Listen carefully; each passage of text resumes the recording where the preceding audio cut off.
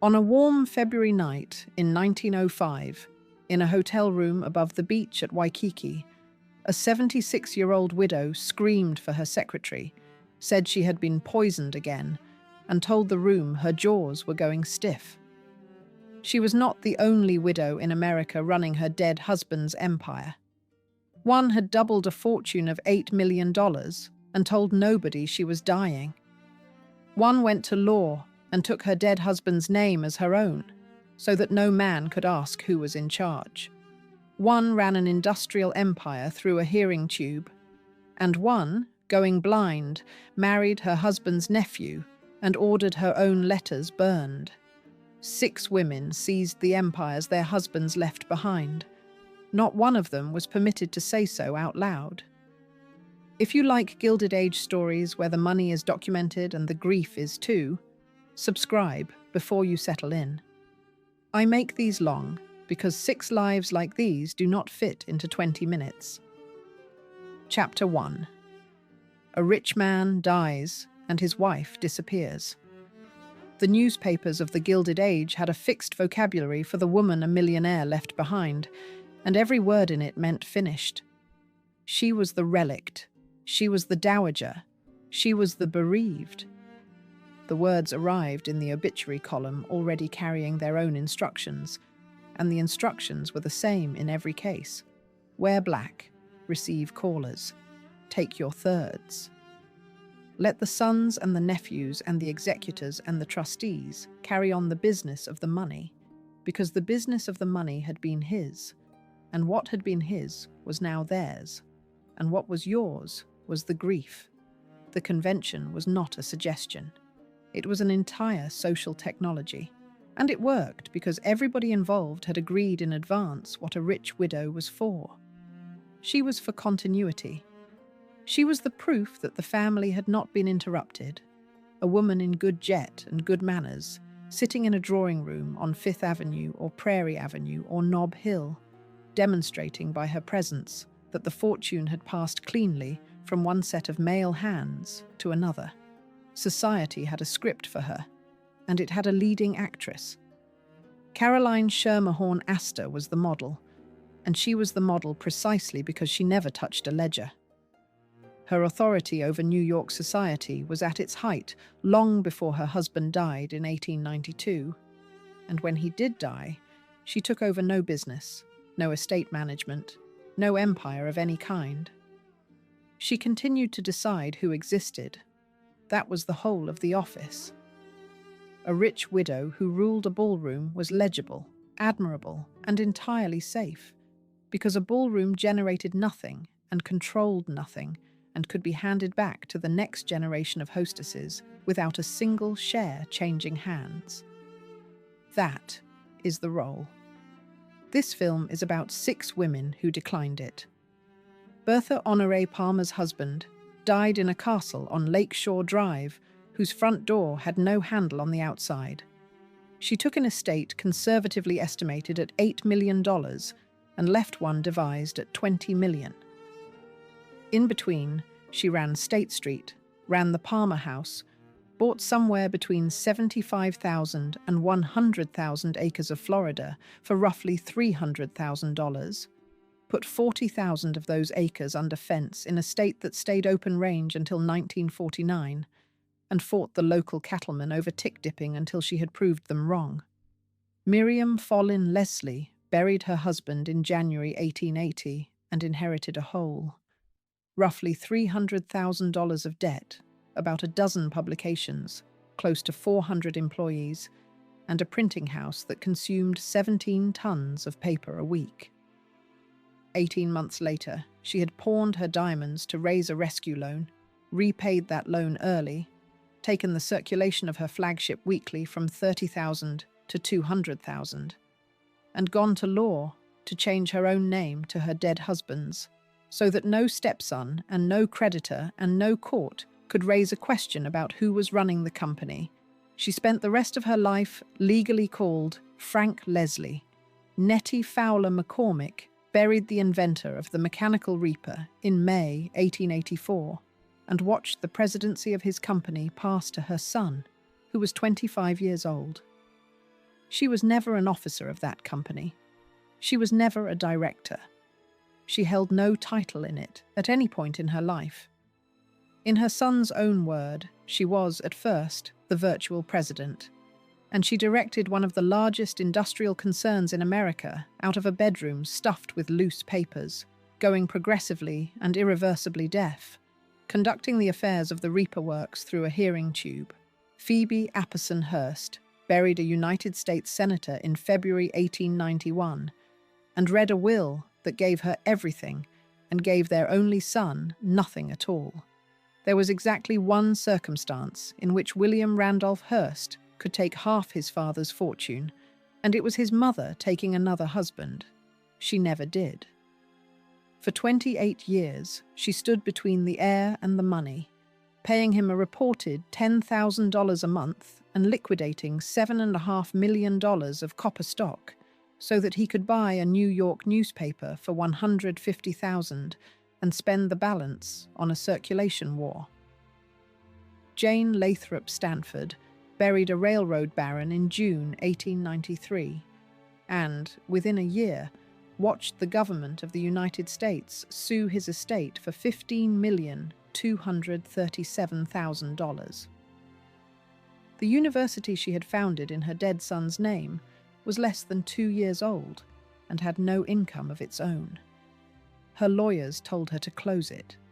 She kept it open instead by having the probate court reclassify the entire faculty as her personal household servants so that professors of chemistry and history could be paid out of a widow's domestic allowance. And when that was not enough, she carried $500,000 in jewels across the Atlantic in a hand case to sell them at Queen Victoria's Diamond Jubilee. Arabella Duval Huntington buried one of the men who had built the Transcontinental Railroad in August 1900, took the largest share of one of the biggest fortunes in America, and was called by the newspapers the richest woman in the country. 13 years later, she married her dead husband's nephew, who was also his principal male heir, and closed by marriage the division his lawyers had carefully written. Then she spent the combined thing on Rembrandt and Vermeer and Gainsborough, while her eyesight failed, and left instructions that her personal papers be destroyed. Her secretary carried out the instruction. About 12 of her letters survive. 6 women, 6 empires, 6 workarounds, because in every single case the power was real and the permission was missing. And the gap between those two facts is what this story is actually about. Because none of this was as simple as inheritance. Every one of these women had to build a mechanism to hold what she had taken, and the mechanisms are the strangest part of the record: a legal change of name. A 25-year-old son used as a mouthpiece. A university faculty entered on a probate schedule as domestic staff. A philanthropy so vast that historians still describe the woman who ran a mining empire as a donor. A marriage to a nephew.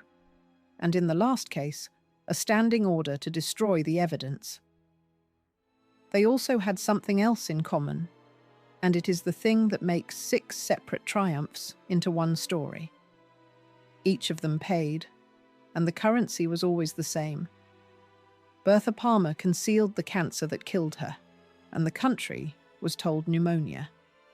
Miriam Leslie concealed her mother, her age, her first husband, and the newspaper extra that had printed all 3. Nettie McCormick's family concealed 2 adult children in purpose-built houses across 3 countries for a combined 80 years. Phoebe Hearst's own newspapers concealed her childhood, replacing a Missouri farm and a country schoolhouse with a governess who never existed. Jane Stanford's murder was concealed behind a diagnosis of the heart, and stayed concealed for the better part of a century. And Arabella Huntington concealed everything, on purpose, in writing, by employee. Not one of them could vote. That is the sentence to hold on to through everything that follows, because it is the load-bearing fact of all 6 lives. These women signed contracts, fenced rangeland, fired professors, stopped presses, funded universities, and moved sums that would be measured today in the hundreds of millions. They did it in a country that would not let them cast a ballot for the men who wrote the laws they were operating under, in cities where their own names appeared on no company letterhead, under a legal tradition that had spent centuries insisting a married woman had no separate existence at all. And the door of that tradition, like the front door of the Palmer Castle, opened only from the inside. Chapter 2. The law frees her, and the world refuses. By the 1860s, a married woman in New York could legally own property in her own name, and almost nobody in business behaved as though she could. The doctrine that had to be dismantled first was coverture, and it is worth stating plainly what it did, because the whole shape of these 6 lives sits inside it. Under the common law, a married woman's legal existence was suspended in her husband's, not reduced. Suspended. She could not sue in her own name, could not hold property against him, could not enter a contract on her own account, because in the eyes of the law, the two of them were a single legal person, and he was the one at home. Her wages were his. Her inheritance was his. The chair she sat in was his. The statutes came in pieces, state by state, across the middle of the century. New York passed a Married Women's Property Act in 1848 and another in 1860, and equivalents went up in legislature after legislature over the following decades. On paper, the change was enormous. A wife could own, hold, sue, contract, keep her own earnings. Then came the part the statutes could not reach: the habit. Banks looked for a man. Boards looked for a man. Courts, dealers, superintendents, foremen, lawyers, and every rival in every negotiation looked for a man. And if one could be found anywhere in the vicinity, they addressed him. Miriam Leslie described the experience from the inside in print in 1899, with a precision no historian has improved on. Almost any man brought into business relations with a woman not his employee, she wrote, meets her propositions or arguments with either an air of good-natured tolerance or disquieted contempt or skeptical scrutiny, or of magnanimous acceptance, perhaps harder to bear than any other of the demonstrations of his superiority. She wrote that as the owner of a publishing house. So the 6 workarounds in this film are not eccentricities. They are engineering. Each is a solution to the same problem, which was how to make a legally valid decision in a world that would look past the person making it. Miriam Leslie's answer was to become the man on the masthead. Nettie McCormick's answer was to put a 25-year-old in the president's chair and hold the conferences in her own rooms. Jane Stanford's answer was a probate schedule. Phoebe Hearst's answer was to convert authority into philanthropy, which was the one form of command a woman could exercise in public without apology, which is precisely why the map of American higher education is drawn so heavily by Gilded Age widows. There is one woman who belongs in this chapter and in no other, because she is the control case, and she is usually put in the wrong place entirely. Hetty Green was the most feared woman financier of the era. She is also, in almost every list of Gilded Age women who held power, the first name mentioned. She does not belong in this film's cast, and the reason is exact. Her fortune came from her father, Edward Mott Robinson, and from her aunt, Sylvia Ann Howland. It did not come from her husband, from whom she was substantially separated, and whose own financial collapse in 1885 she pointedly declined to cover. That distinction is the whole point of putting her here. Hetty Green shows what a widow's inheritance actually licensed by showing what it took to operate without one. She had money that had never been anybody's husband's.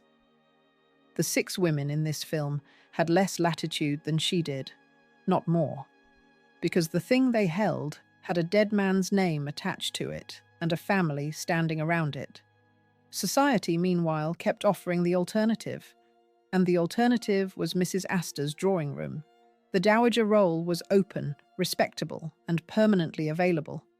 It cost nothing, and it changed nothing. Every one of these 6 women could have taken it, and several of them had the social standing to have dominated it.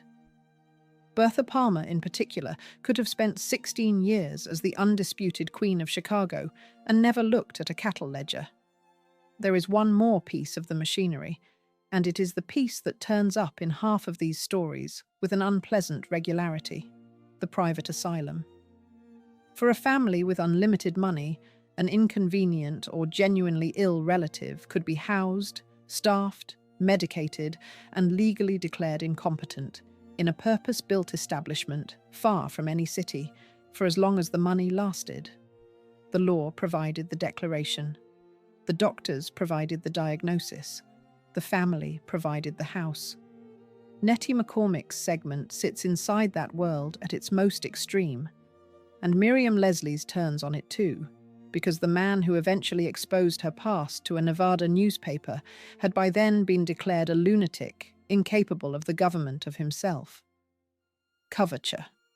The property acts, the habit, the ballot, the asylum. Those are the walls of the room.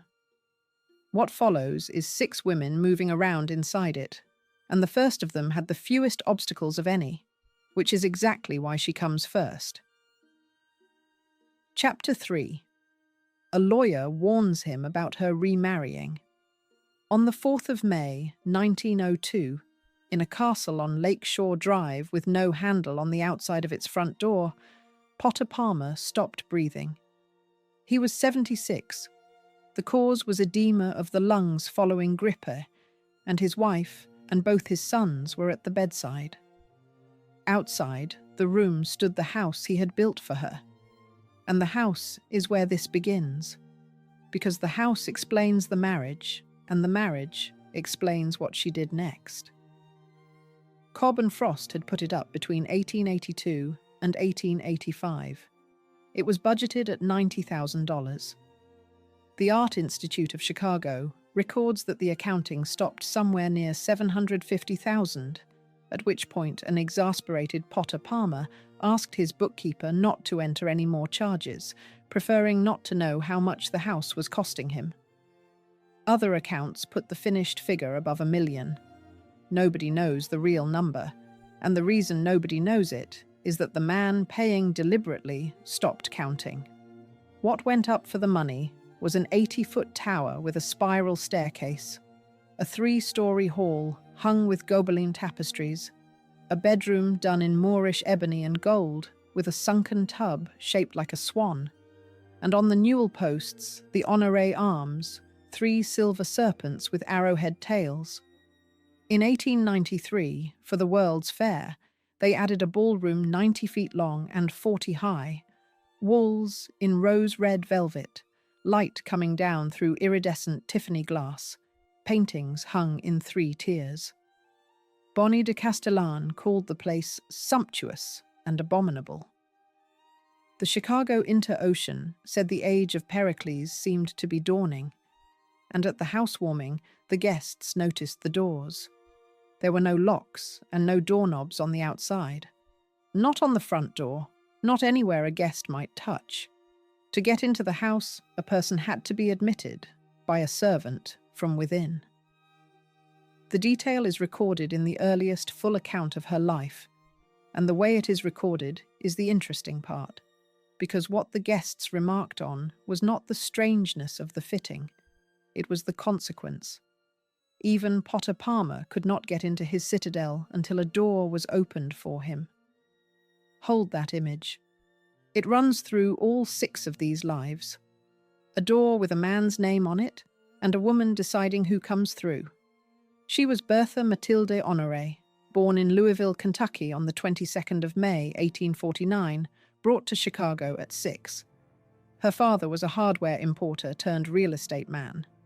The family was not Huguenot, not Creole, and not Catholic, whatever the later retellings say. She was educated at St. Xavier's Academy and Dearborn Seminary, and then the Convent of the Visitation at Georgetown, where she graduated on the 2nd of July, 1867, as one of 6 girls in the senior circle, took premiums in profane history, astronomy, botany, chemistry, logic, rhetoric, algebra, geometry, and domestic economy, played the harp in the Grand March, and had the crowning wreath and gold medal placed on her head by the President of the United States, Andrew Johnson, in person. Potter Palmer had first seen her 5 years before that, in 1862, when she was 13 and he was 36. He told his son decades later that he decided that night to wait for her. They married on the 28th of July, 1870. She was 21. He was 44, older than his bride by 23 years and 2 days. The gown was Paris white satin under point lace, Kinsley catered on 2,000 pieces of silver, and the day after, the Chicago Tribune printed a paragraph that tells you everything about the city she was marrying into. It was stated that the bridegroom offered, when going away recently, to settle $1 million on his intended bride, but she nobly and persistently refused. No matter who Mr. Palmer married, the paper added, the same cruel and unjust remarks would be made. Then the fire.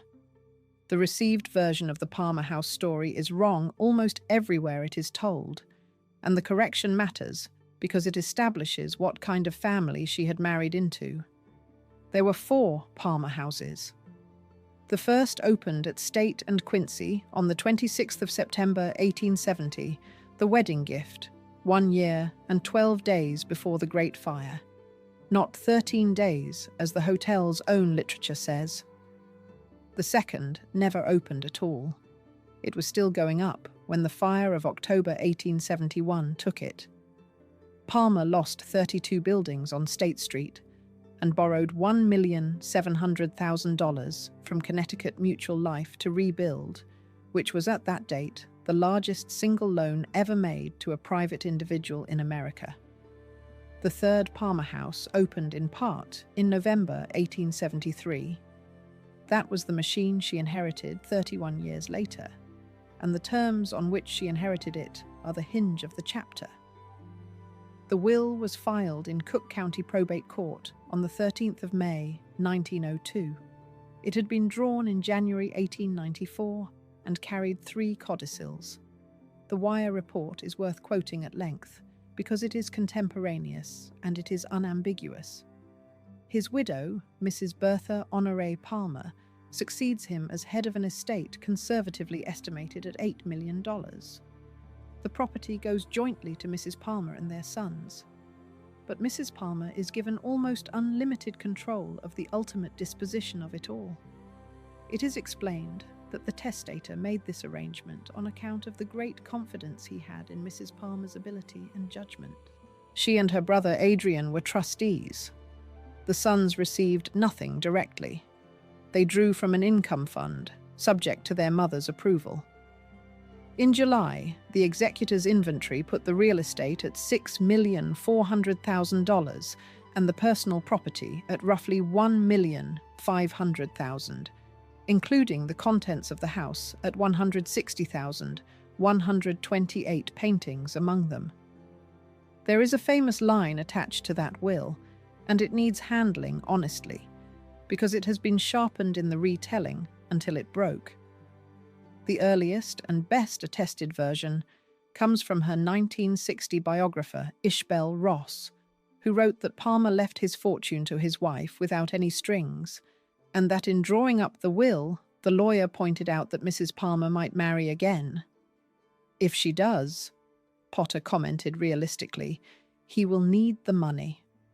Note what actually happens in that anecdote. The lawyer raises the possibility. The husband makes a joke. The popular version, in which the will itself contained a bequest to some hypothetical future husband, appears nowhere in the 1902 coverage. Every detailed newspaper summary of that will enumerate the conditions on her control, and not one of them mentions remarriage at all. So the line belongs to a biographer, not to a probate court. And there is a second remark from the same period that is better sourced and lands harder. Hearing that his old State Street rival had left everything to his wife, Marshall Field said that $1 million is enough for any woman. The men around her measured her in what she would consume. She spent the next 16 years demonstrating that she was the one who made it, and she had already told the world what she thought about being put on a pedestal, in a speech from a platform, 9 years before her husband died. It was the 1st of May, 1893, the dedication of the Woman's Building at the World's Columbian Exposition, and she was answering the sentimentalists who asked whether she would really have women step down from her pedestal in order to enter practical life. Yes, she said. 1,000 times yes. Any women found mounted upon pedestals should willingly be asked to step down, so that they might meet and help to uplift their sisters. Then the sting, which is the sentence that makes her a person rather than a plaque. I beg leave to state that, personally, I am not a believer in the pedestal theory, never having seen an actual example of it, and that I always suspect the motives of anyone advancing it. She was, by then, the presiding officer of the largest body of women ever appointed to run anything in the United States. The Act of Congress of the 25th of April, 1890, authorized a board of lady managers, and on the 20th of November that year, at Kinsley's Hall, 109 members voted, and 108 of them voted for her. They then voted her a salary of $5,000, and she declined it publicly, keeping only enough to pay a private secretary. The standard story of her fare is that she fought for a separate women's exhibit. She fought against one. The board told the commission formally that they did not request a separate building for women's work. Her position was that the exhibit should not be one of sex, but of merit, and she cited Philadelphia in 1876 and New Orleans in 1884, where segregating the work had shrunk the showing. What she fought for instead was juries, money, and independence, and when a member of the Board of Control told her the women could name all of the jurors on exhibits partly made by women, she recorded her own reaction with visible amusement. "This was so overwhelming," she wrote, "that I modestly insisted that we name only 1/2 of such juries, as otherwise we should have had the appointing of all the members of all the juries of the exposition." The set piece of that year came on a Saturday afternoon, the 29th of April, 1893, and the date is wrong in almost every account. Mrs. Potter Palmer lifted the lid of a handsome casket. 3 wire reports agreed the next morning, brought forth the silver hammer, then a golden nail, and amid the clapping of hands and fluttering of handkerchiefs, drove the nail with gentle taps into the proscenium arch of the building until it was buried to its head. The nail had been made in Butte, Montana, over 2 weeks, out of Montana gold from the highland places, silver from the Granite Mountain mine, copper from the Parrot mine, and a Montana sapphire. Afterwards, it was withdrawn from the arch and became the crossbar of a brooch shaped as the seal of the state. She had finished a building with a gold nail, pulled the nail straight back out, and worn it. 6 months later, in her closing address that October, she told the assembled board that if it is an established principle that a husband and father should maintain his wife and children, then the fact has to be looked in the face that most men are failures. The same address supplied the epitaph for the whole enterprise, and she wrote it while the building was still standing. "When our palace in the White City shall have vanished like a dream," she said, "when grass and flowers cover the beautiful spot where it now stands, its memory and influence will still remain." 9 years later, her husband was dead, the estate was hers, and the woman who did not believe in pedestals had $8 million and a house nobody could enter without permission. Chapter 4. She buys a Florida county and fences it. She found the place that would occupy the last 8 years of her life in a classified advertisement in a Sunday newspaper. The advertisement ran in the Chicago Sunday Tribune on the 23rd of January, 1910. 18 days later, on Thursday the 10th of February, she came into Sarasota by private railroad car with her father, her brother Adrian, and both her sons. The agent's telegram had gone down the line ahead of her, and it is a small masterpiece of anticipation. Mrs. Potter Palmer coming to Sarasota. Prepare place for her, and party of 4. You know what to tell her. She will buy heavily if interested. Before Florida, there were 8 years of ordinary command, and it is worth being specific about what ordinary command looked like, because the retellings tend to skip from the will straight to the cattle. She ran State Street herself. She ran the Palmer House. Her brother Adrian handled banking, and her brother Lockwood, a circuit court judge, handled law, and she handled the decisions. Britannica's summary is flat and correct. She took over active management of an $8 million estate and more than doubled it. She also ran her elder son's political career because she had decided he should have one. Honoré Palmer, born in 1874, St. Mark's and Harvard, would not have thought of entering politics but for the prompting of his mother.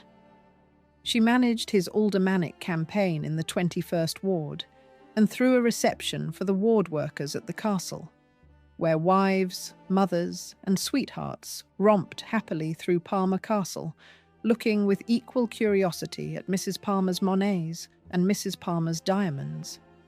He won by 1,508 votes and served 2 terms. When an opponent joked that he had joined the waiters' union, he went to the Palmer House, put on a waiter's uniform, and had himself photographed with a tray. The Monets those ward workers came to look at are the other half of her reputation, and the standard account of them undersells what she was actually doing. The Art Institute puts her holdings at 29 Monets and 11 Renoirs. Richard Brettell, writing in 1984, says she owned as many as 90 works by Monet.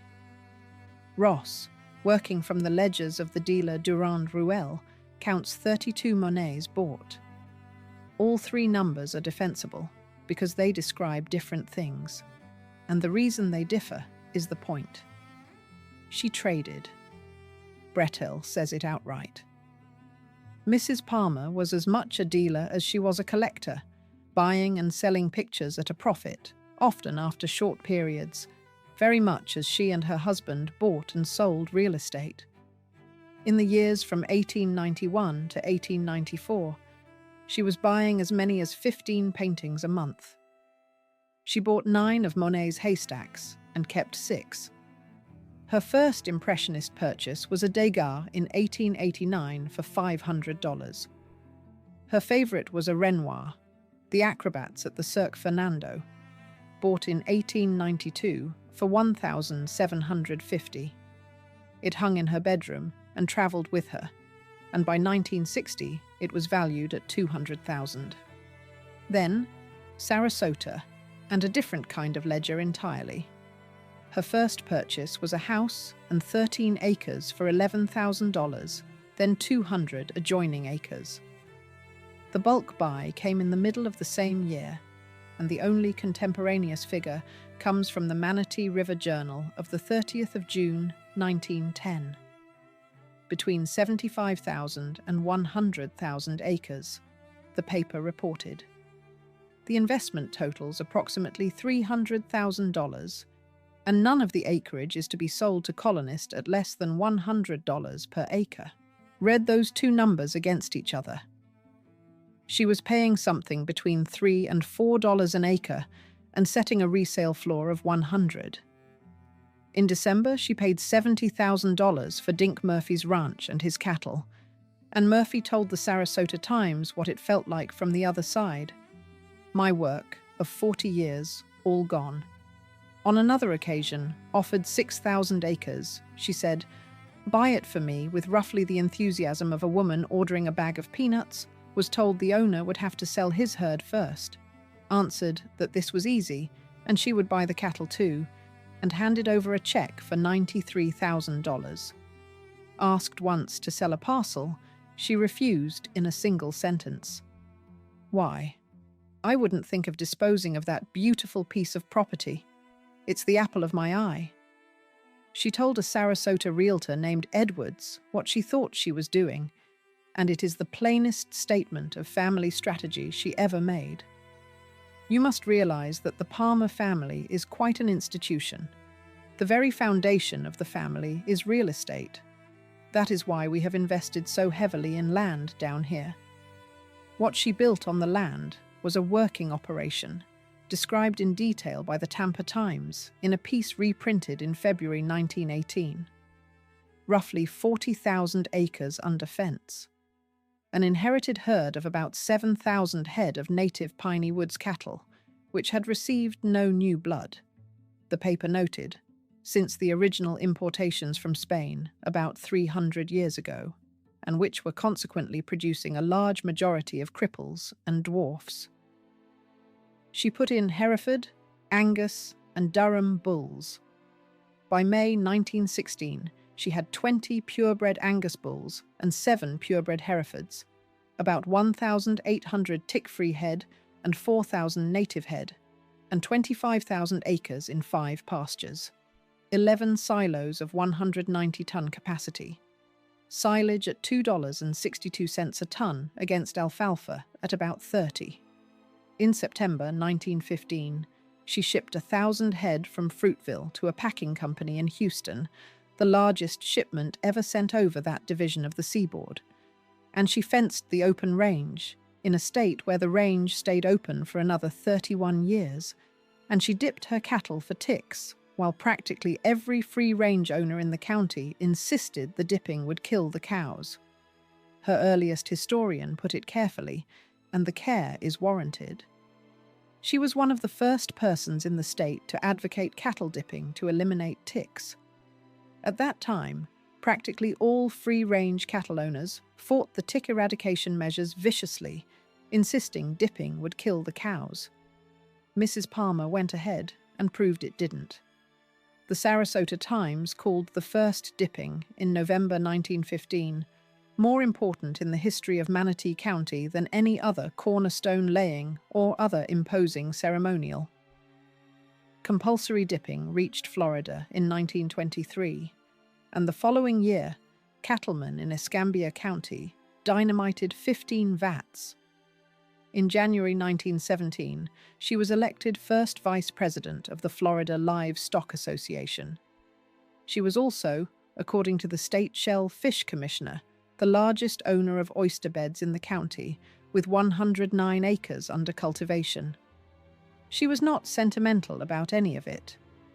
A city planner named Levitt proposed a civic center at Venice in 1916 and got back a letter that could have been written by any hard-nosed operator on the Chicago Board of Trade. Why any civic center? We do not wish even one in our lovely countryside.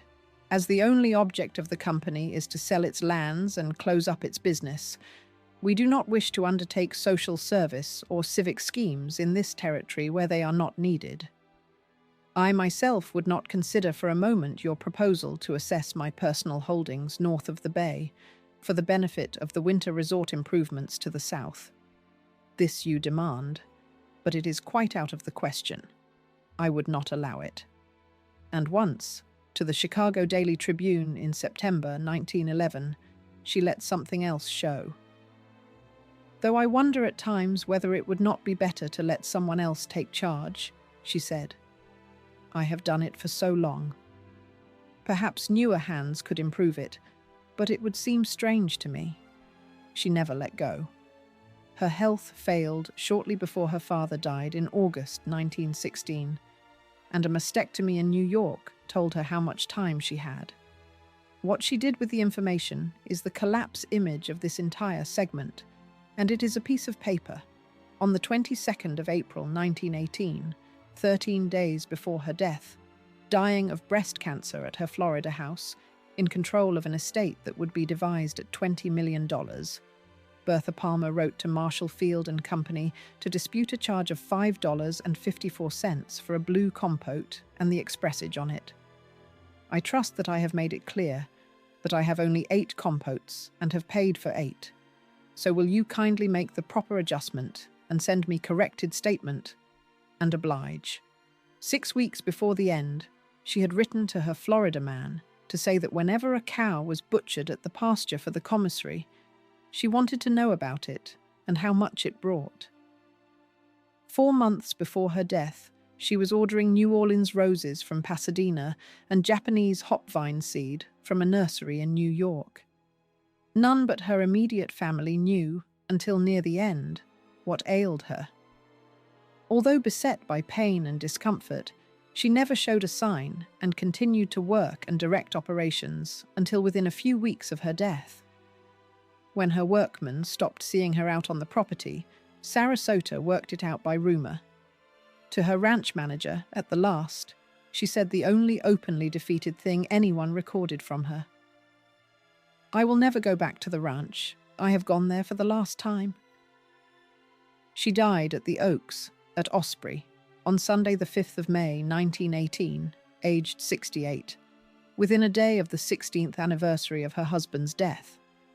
Every newspaper in America said pneumonia. The Associated Press wire said death was due to pneumonia. The breast cancer entered the record 42 years later from the family in a biography. The woman who had spent a decade of public life insisting that women's work be made visible had made her own body invisible, and the concealment held all the way past the grave. The mayor of Sarasota lowered the city flag. She lay in state in the ballroom gallery of the castle under a blanket of orchids from her sons, and her English butler, Ernest Woods, laid a wreath at the foot of the coffin on behalf of the servants. Outside, Lakeshore Drive stood jammed with people who could see nothing at all except the front of the house and the wreath on a door that had never had a handle on the outside of it. Her estate was devised at $20 million. $515,000 went to charity. $30,000 went in legacies to her servants. $100,000 went to each daughter-in-law. Her canary diamond ring went to her niece. And her biographer noticed the thing worth noticing about the document. It was observed that a princess and a kitchen maid both figured in her will. She had run it in her own name, in her own person, with her own signature, and the only thing she ever hid was that she was dying. She was the last of these 6 women to have that luxury. The next one could not even keep her own name. Chapter 5. Her husband dies and leaves her the debt. On the 10th of January 1880, a publisher born Henry Carter died of throat cancer under a name he had invented for himself. The name was Frank Leslie. He had come over from Ipswich in 1848, the son of a glove maker, worked as an illustrator, and built the name into a printing empire on Park Place, a 4-story house of iron and marble that consumed 17 tons of paper a week. When he died, that empire employed somewhere between 300 and 400 people, ran about a dozen periodicals off 13 or 16 presses, depending on which account you follow, and was buried in debt. The figure most sources give is $300,000. One puts it at $355,555. His residual personal debt was $50,000, and that was the figure that mattered operationally. The hole had been dug in identifiable pieces. $15,000 on a cross-country trip, $70,000 on a new printing press, bad speculation in real estate, and the panic of 1877, which arrived while the money was already thin. His widow was 43 years old and had already been married 3 times. Her name at that point was Miriam Florence Follin, and the spelling wandered between Follin and Folline and Follinet, which was useful to her.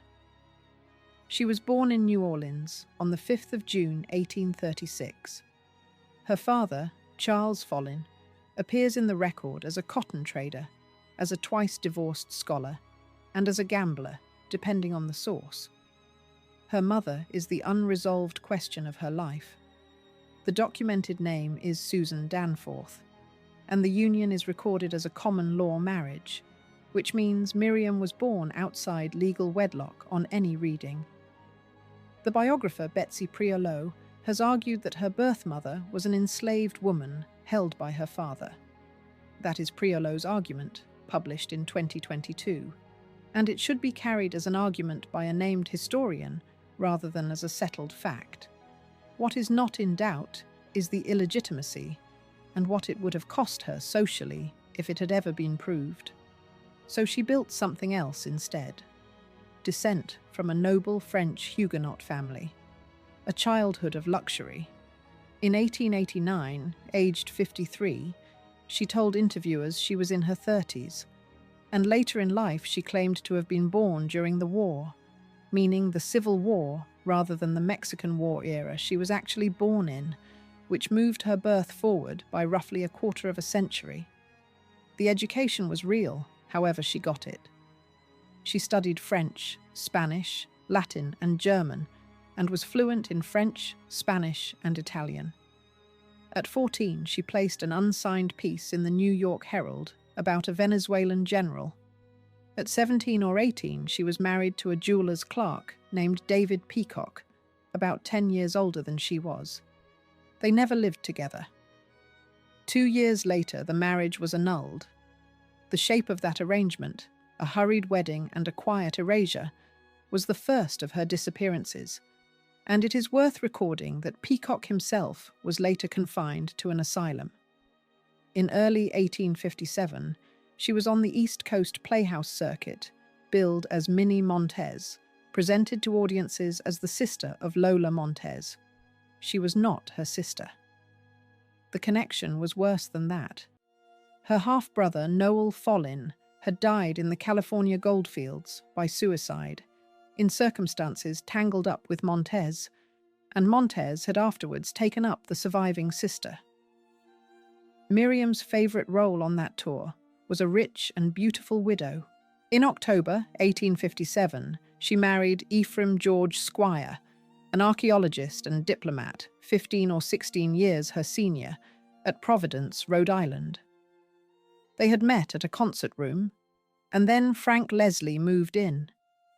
He became a boarder in the Squire household around 1860 and made Squire his editor-in-chief.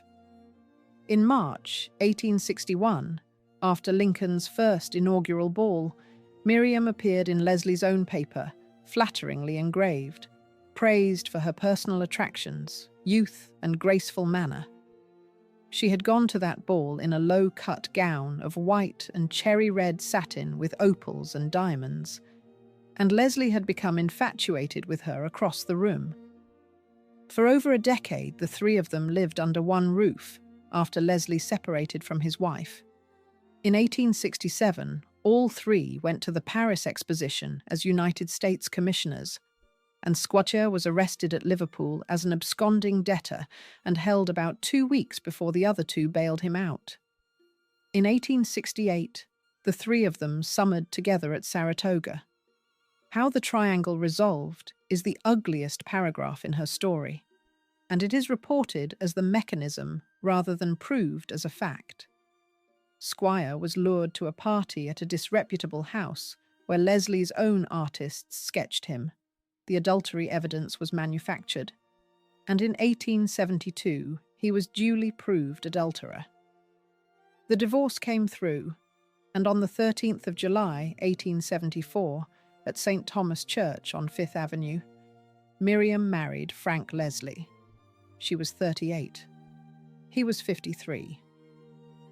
1 month after that wedding, Ephraim George Squire was declared a lunatic incapable of the government of himself and committed to an asylum on Long Island. She spent the next 6 years as one of the most photographed hostesses in America. There was the Saratoga Lake Estate, Interlaken, 92 acres fronting the water, with a steam yacht named after her husband, on which they sailed the Emperor of Brazil around the lake. There was the transcontinental trip of 1877 out of Grand Central in a palace car, transferring to a Pullman hotel car. 12 people and a Yorkshire Terrier with a chef and a maid, through Cheyenne and Denver and Salt Lake City and San Francisco and Yosemite, over roughly 2 months at a cost of $15,000. In Salt Lake, she interviewed Brigham Young and pressed him on plural wives until he deflected, telling her he was sure she need not concern herself, for it must be fine weather wherever she was. In San Francisco, she took the Palace Hotel suite lately occupied by the Emperor of Brazil, and in 1875, at Governor Tilden's mansion, at a reception for the poet William Cullen Bryant, she wore $70,000 in diamonds. Remember the diamonds? They come back. She wrote the trip up as a book, and in the book she was contemptuous of a mining town in Nevada. Virginia City boasts of 49 gambling saloons and 1 church, she wrote. To call a place dreary, desolate, homeless, uncomfortable, and wicked is much, she added, but to call it God-forsaken is a good deal more. Virginia City had a newspaper, the Territorial Enterprise, and the men running it in 1878 had worked alongside Mark Twain. On the 14th of July that year, they published a special extra devoted entirely to her. The University of Nevada still holds a copy. It was headlined, "Our Female Slanderer, a life drama of crime and licentiousness," and it laid out the jeweler's clerk, the annulment, the Montez tour, an affair with a married congressman, and the arrangement with her husband and Squire under one roof. The material had come from Squire himself, penetrating, as one account has it, the clouds of his madness. Her accuser was a man the courts had ruled incapable of governing himself, writing from inside an asylum. 18 months later, Frank Leslie was dead, and the woman whose entire past had just been printed in a newspaper extra was left holding a publishing house that owed $300,000. Chapter 6. She goes to law to become him. In June 1881, she went to law and changed her own name to Frank Leslie, and after that, nobody could ask who ran the company. The change was made on the 4th of June. Whether the mechanism was a court order or a special act of the New York legislature is genuinely unclear, because the older accounts say legislative act, and the modern institutional ones say only that she changed it legally. The motive is not unclear at all. Princeton's account of the episode is 1 sentence long. To stop any legal questions as to her leadership with the firm, she had her name changed to Frank. A second account is blunter. It was to stop Frank Leslie's sons by his first marriage from trading commercially on their father's name. There is a deathbed instruction attached to it, and it should be carried as tradition rather than quoted as fact, because it cannot be traced to any document of 1880. In that telling, he told her to go to his office, sit in his place, and do his work until his debts were paid. One account of the episode noticed that she remembered a convenient number of deathbed wishes. What she did next is documented to the dollar. She moved the operation out of the marble house on Park Place to cheaper quarters on Bond Street and put his name on the building. She cut the list of publications down to what could actually earn. She worked from 8 in the morning until 8 at night out of a flat with no carpet on the floor. Every contract in the house required her approval. No check left the building without her signature. And from June 1881, that signature read Frank Leslie.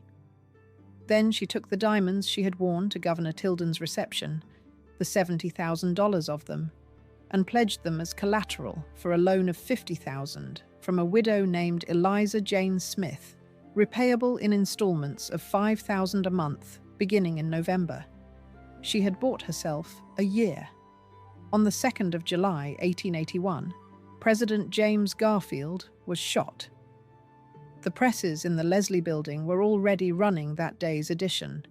She stopped them. Inside the hour, 2 artists were on their way to Washington.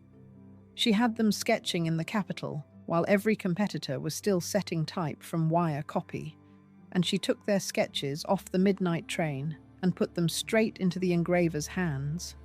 What came off her presses days ahead of every other illustrated paper in America was a fully engraved edition of the shooting of the president. 79 days later, on the 19th of September, Garfield died. She stopped the presses a second time and had her engravers remake the front page and the center spread overnight. The circulation of Frank Leslie's illustrated newspaper went from 30,000 to 200,000. She sent 30,000 copies to Cleveland alone. The profit on that single sequence was $50,000, and she took the money to Eliza Jane Smith and paid the loan off in full several days before the first installment was due. Inside roughly a year of taking over, she had repaid the loan and got the diamonds out of the vault. 18 years later, in a book of essays, she wrote a sentence that reads differently once you know what she had done with hers. If a person cannot have diamonds, she had better not try to persuade herself or the world that rhinestones are just as good, although she may choose to wear them. The empire she then ran for a decade and a half was profitable, and it was hers. Restructured down to a handful of weeklies and monthlies with a combined print run of $250,000 a number. Annual profit of $100,000, which was also reported as her salary. Her monthly magazine went to $125,000 by the end of the 1880s and later to $200,000. In 1889, she sold the illustrated newspaper and one other title for close to $400,000. She lectured a 20-city tour in 1890 at $200 a night, a rate no woman speaker in America had commanded. And she wrote, constantly, about exactly the position she was occupying. In 1888, she described herself, in print, as a woman pressed into the rank of active service before the world. She described the letters that reached her desk every day from women looking for work, and the moment when the pitiful mask falls and the cry rings out. And then she stated her editorial policy with no softening at all. The letters and the stories are not what the public want, she wrote, and no proprietor, no editor, has the right to give the public less than the best he can obtain for the sake of aiding an individual. One has a right to relieve distress out of one's own pocket, but not out of the pocket of the public without the public's consent and approval. In the same book, she lifted her voice like Cassandra and cried aloud her warning that the woman of the future is the power of the future. Then she told her readers to hasten slowly. Remember that the pyramids and the cathedrals and the monuments of all sorts that claim respect for their grandeur and scorn of time were a very long time in building, she wrote. Do not expect, in your own lifetime, to gather the harvest you are sowing today. Work for the future, and the woman of the future shall thank and bless you. She wrote that in 1888. Her money bought the harvest in 1920. And then, in a postscript she called the gist of the whole letter, she took most of it back. Our influence over man lies in our unlikeness more than in our likeness to himself, she wrote. Let us never cease, however manly we may become, to clothe ourselves in the gracious garments of womanliness, and, however iron the hand beneath, be very careful never to slip off the glove of velvet. She was, at the time of writing, the iron hand of a house of 300 employees, publishing that advice under a dead man's legal name. The fourth marriage was the disaster. On the 4th of October, 1891, at the Church of the Strangers in New York, aged 55, she married William Wilde, the older brother of Oscar, who who was 39. She entered her age on the license as 43. The comedian Marshall Wilder gave her away. There was a 6-course supper at Delmonico's, and they went to Niagara. Town Topics summed the wedding up in one line. The groom was wild, the best man wilder, but the bride wildest of all. Willie Wilde's own explanation of the marriage was that the man who marries for money jolly well earns it. The divorce came through on the 10th of June 1893, the judge finding him addicted to habits of gross and vulgar intemperance and to violent and profane abuse of and cruel conduct to the plaintiff. Her verdict afterwards was almost gentle. "I have only feelings of pity and sorrow for Mr. Wilde. He is a remarkably brilliant man of culture, but intemperance has demoralized him. During the marriage, when he threatened to walk out of a room, she had answered him in one line. 'Then ring and order another room, sir.' She invented one more thing before the end. Around 1901, after a trip to France, she began styling herself the Baroness de Bazousse, resting the claim on supposed Huguenot ancestors in her father's line. And she was entered as Baroness on at least one ship's manifest. There was no barony. There had never been a barony. It was a title she manufactured for herself, roughly 5 years before she became engaged to a Spanish count. The company went, in the end, the way companies go. She leased the publishing interests to a syndicate in 1895, turned the house into a stock company in which she held half the stock and the presidency, took day-to-day control back in 1898, cut the price of the monthly and had circulation and advertising climbing inside 6 months, and then lost it. Circulation fell. She was ousted from the presidency. She left the magazine for good in 1900 and sold her interest a few years later. A stroke came in 1901 or 1902, and a kidney condition and failing mobility marked the last decade. She died in New York on the 18th of September 1914, at 77 or 78, and was buried at Woodlawn under the accumulated name Miriam Folline Peacock, Squire, Leslie Wilde. The will made Carrie Chapman Catt her residuary legatee for what the record calls the complete political enfranchisement of women. She had written to Susan Anthony in 1888, enclosing a little contribution, and to Catt around 1910 with a sentence that reads now like a document. "When I come to die, you will find that, like yourself, I am interested in woman's advancement." The gross estate was $1,737,478. The relatives came for it immediately. A nephew claimed $1 million, alleging she had been mentally incapable, and settled for $100,000.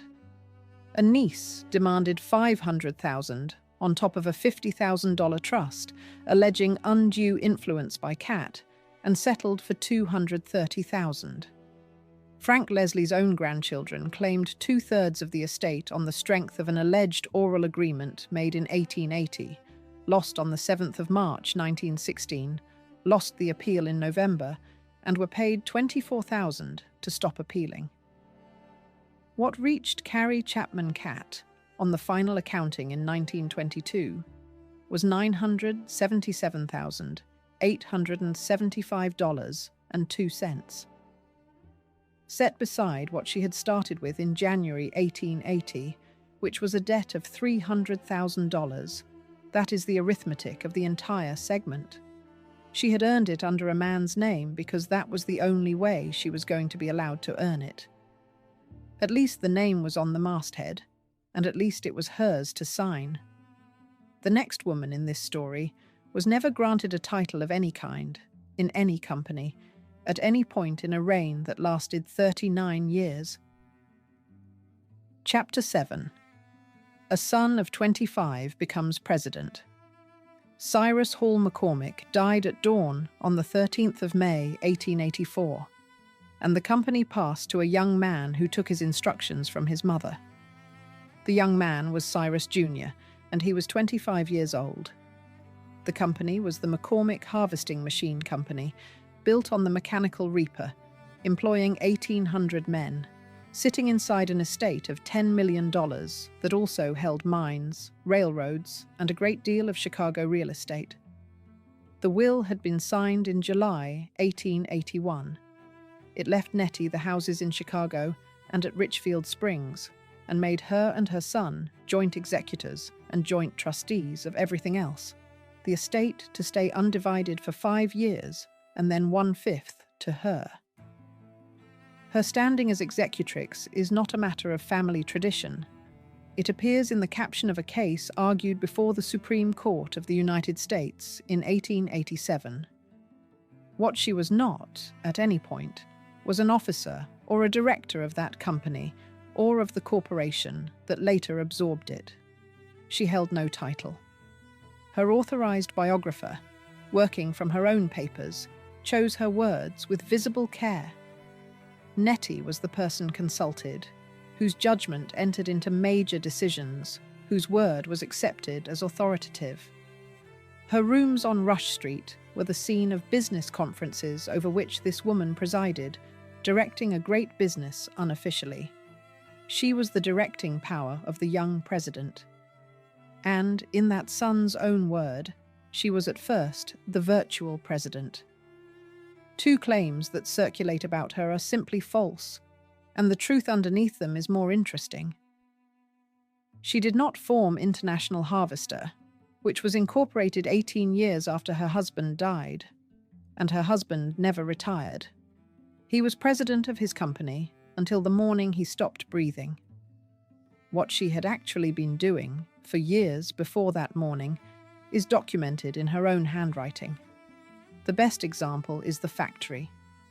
After the fire of 1871 destroyed the reaper works, the family had to decide what to build and where, and the family tradition has her at the smoking ruins, asked whether to start the small engine for repairs or the big engine for manufacturing, giving the order for the big engine and then turning to her husband to ask whether that was correct.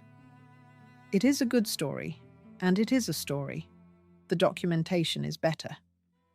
In her journal, in June 1872, writing about the cabbage field on Canalport that became the Blue Island Avenue Works, she recorded the campaign flatly. "To this point, I have turned my best arguments," she wrote, "and used my strongest powers of persuasion for many months." 3 days later, she wrote down what her husband had said about it. "I constantly urge Mr. McCormick to miss no opportunity to go forward with the new factory this year. He has told me lately that I have been urging him on with whip and spur, and that he makes the decision now to go on with the trade principally under my influence, to use his own words. The superintendent of the works put the same thing in a letter to Cyrus that summer, and it is the sort of line an employee only writes when it is obvious to everybody. Mrs. McCormick keeps you posted as to the buildings and knows far more about them than I do. So the widow who took over in 1884 had been running pieces of it for a decade.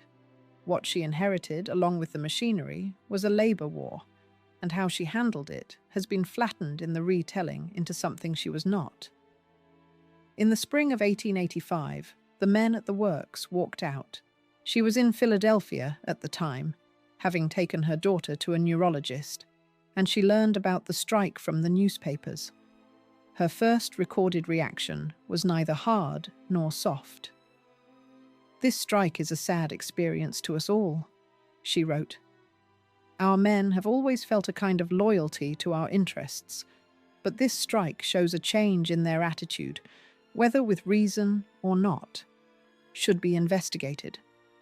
Then came the line that is always quoted as proof of iron. To do justly does not mean to make hasty concessions under compulsion. When the company gave in, she said so. So it seems that it is we who have weakened, and not they. Concession on both sides, I think, is the right way. The next day, she wired her son.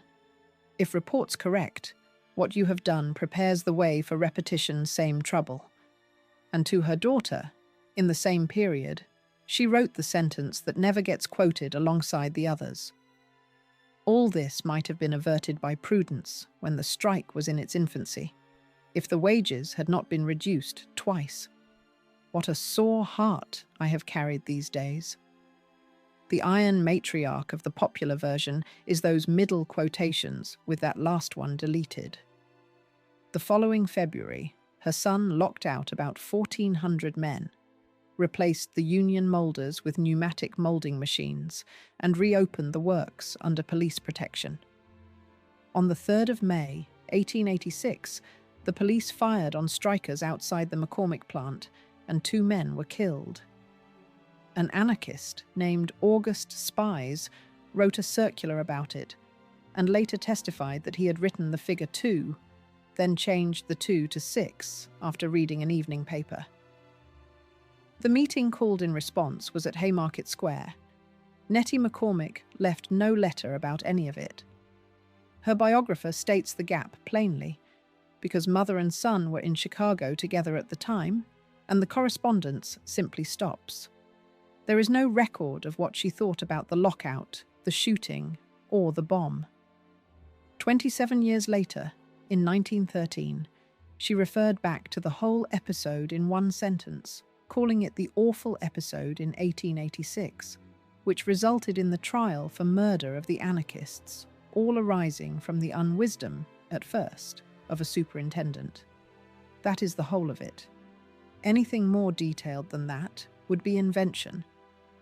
Where she is fully documented is the merger, and it is the clearest picture of her actual authority anywhere in the record. International Harvester was incorporated on the 12th of August 1902, capitalized at $120 million. The McCormick interests took 42.6% of it, the Deerings 34.4%, and Morgan 14%. A voting trust running 10 years was written in specifically to make control by either founding family impossible. She had a vote in the family's own poll, and no seat at the table where it was executed. She used the vote to slow the whole thing down. "I do not prefer a combined organization at this time," she wrote, per se, for its own sake. At the end, she held the decision up about 4 days, feeling too, as she put it, the heavy weight of responsibility upon me, as the only one left of the older generation. When she signed, she wrote 2 sentences that would serve as the epitaph of any industrial dynasty in America. "For weal or woe, the die is cast." Perhaps never in the history of industry or trade or finance has such a mountain of responsibility rested upon individual members of one family. The woman who wrote that was 67 years old, had never held an office in the company, and by then could not hear the room without a tube held to her ear. Chapter 8. Doctors bar his mother from the room. 2 of her 7 children spent their adult lives in houses built to hold them, and one of those houses she had supervised the building of herself.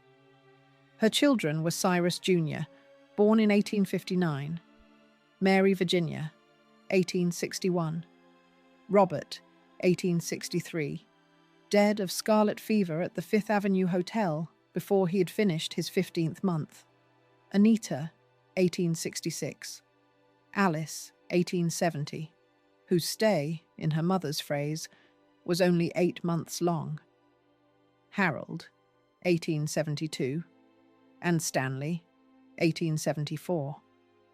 For the rest of her life she kept a box holding dried flowers, a scrap of the lining of Robert's rosewood casket, and a fragment of the white velvet trimming of his burial dress.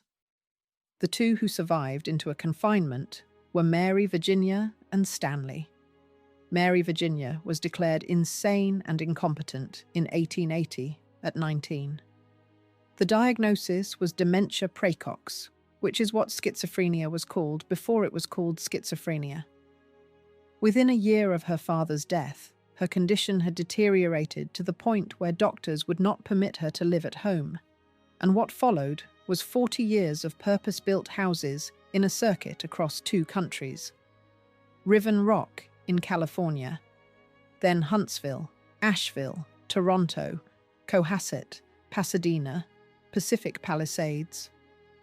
She died on the 24th of May, 1941, and the headline over her obituary in a Toronto paper is the single most desolate sentence in the record of this family. Recluse, who hired orchestras. Wealthy spinster dies at 80. Riven Rock was in Montecito above Santa Barbara. Nettie's brother bought the first 34 acres in 1896 and sold it on to her about 18 months later, and further purchases took it past 80. She superintended the construction herself for 18 months at a stretch, sometimes with the efficient aid, as her biographer puts it, of her son Stanley. The irony in that sentence was noticed by the biographer, writing in 1956, and stated without decoration. Stanley, who did much to create it, was to spend far more time at Riven Rock, in clouded health, than did his sister. Stanley broke down in 1906, some time after marrying Catherine Dexter.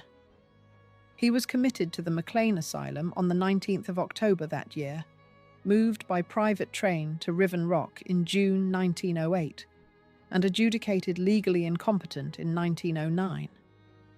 What money bought him was the finest psychiatric attention on earth, and it bought him nothing at all. He was examined by 5 of the most eminent men in the field. One of them, in October 1906, prescribed fencing lessons and the study of German to strengthen the will.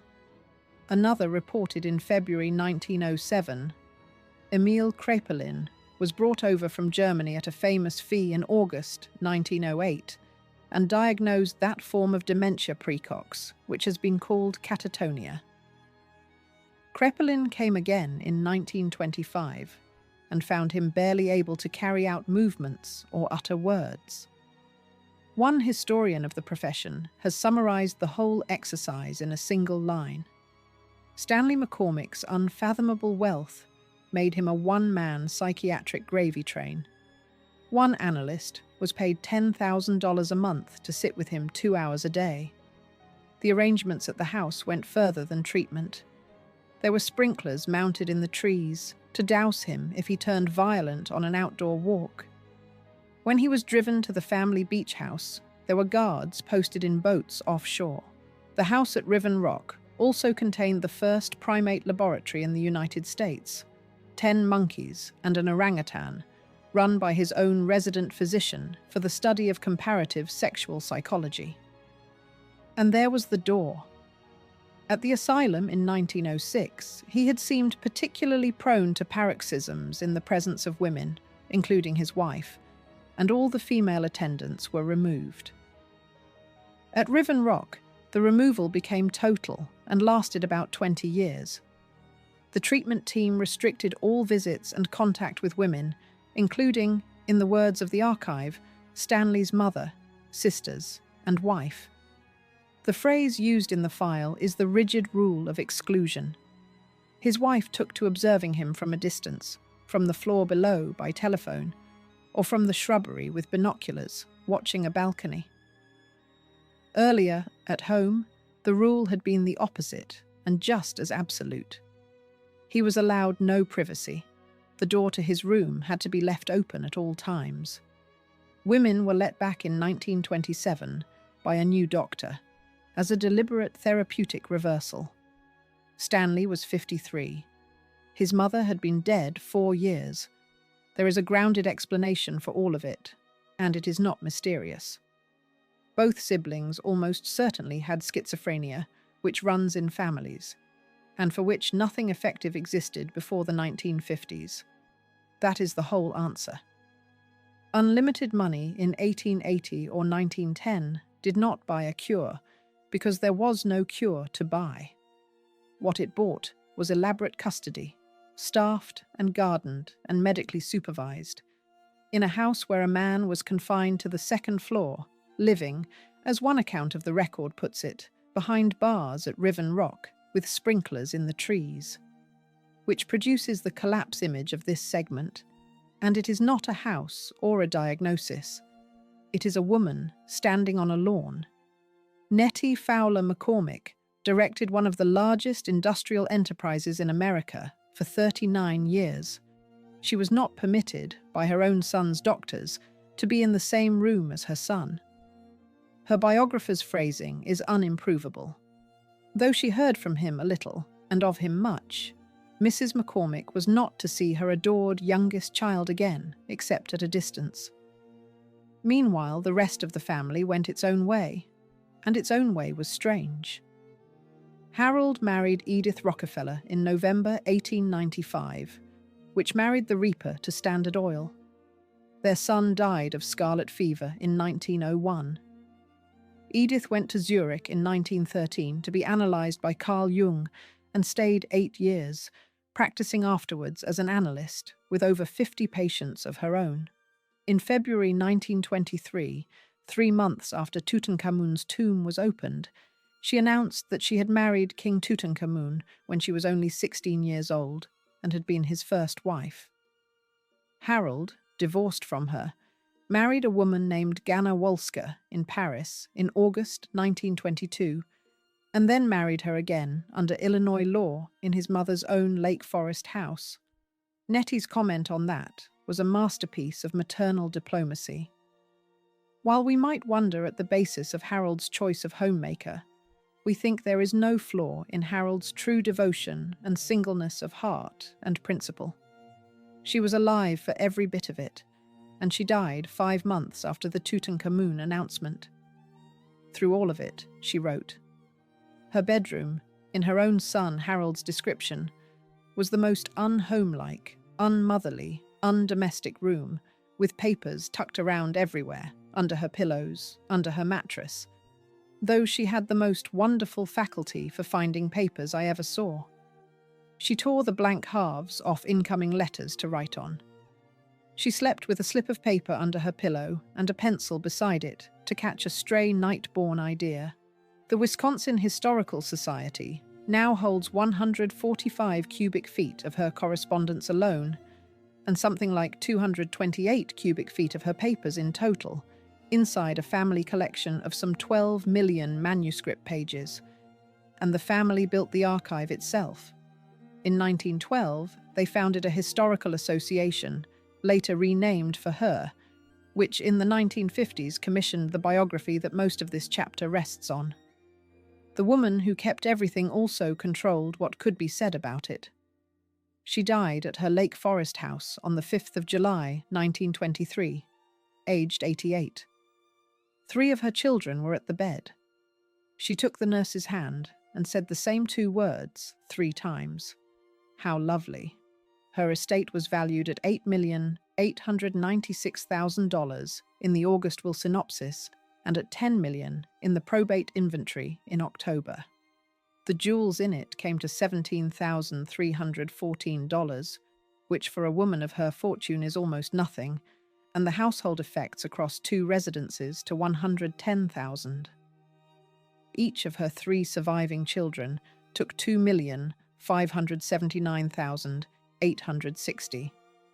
Across her life, she had given something like $8 million away to at least 46 schools, and one of the buildings her money put up was designed by Louis Sullivan and named for the daughter who had been declared incompetent at 19. The following year, her heirs went to court to contest $1,543,000 of inheritance tax on the ground that she had retained control of a $7 million trust and had administered it, in fact, until her death. Her own family's tax argument is the best surviving proof that she had been running it all along. And there is one more document, published in a Kansas newspaper on the 1st of July 1911, written by a stranger who had never met her, which states this film's premise more sharply than any narrator could. Mrs. Nettie Fowler McCormick of Chicago is surely a perfect lady. She pays taxes on a personal property assessment of $865,000. This makes her the largest personal property taxpayer in the Windy City, and the laws of Illinois deny such a woman the right to vote. Does that savor of justice? She at least had children who could speak for her in the world, and sons who could sit in the chairs she was barred from. The next woman in this film had one child, and the entire architecture of her power existed to hold him back. Chapter 9. The will gives the son nothing at all. At 19, before a dollar of the fortune existed, she signed a contract guaranteeing her financial security if she were ever widowed.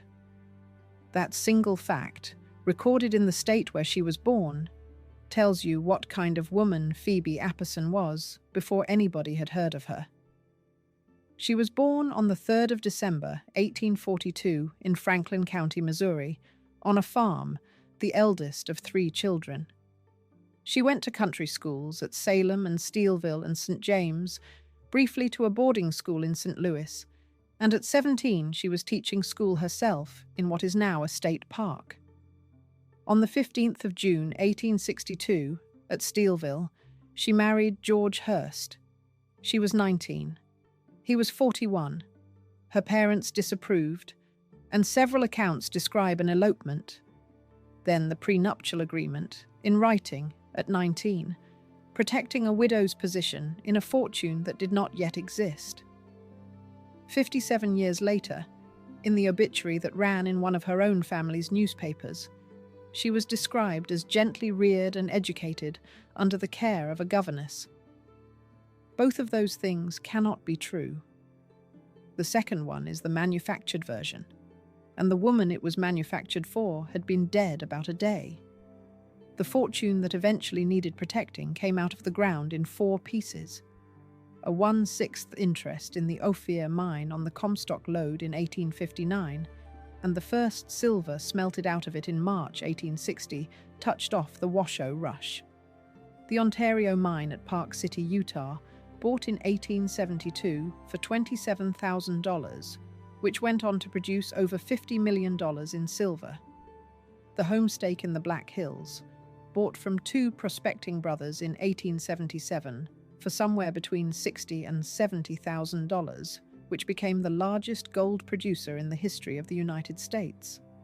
And in 1881, a quarter interest in a silver prospect at Butte, Montana, bought sight unseen from a man named Marcus Daly, which turned out to be sitting on one of the great copper bodies of the world. Its name was Anaconda. George Hearst acquired the San Francisco Examiner in 1880 in settlement of a gambling debt.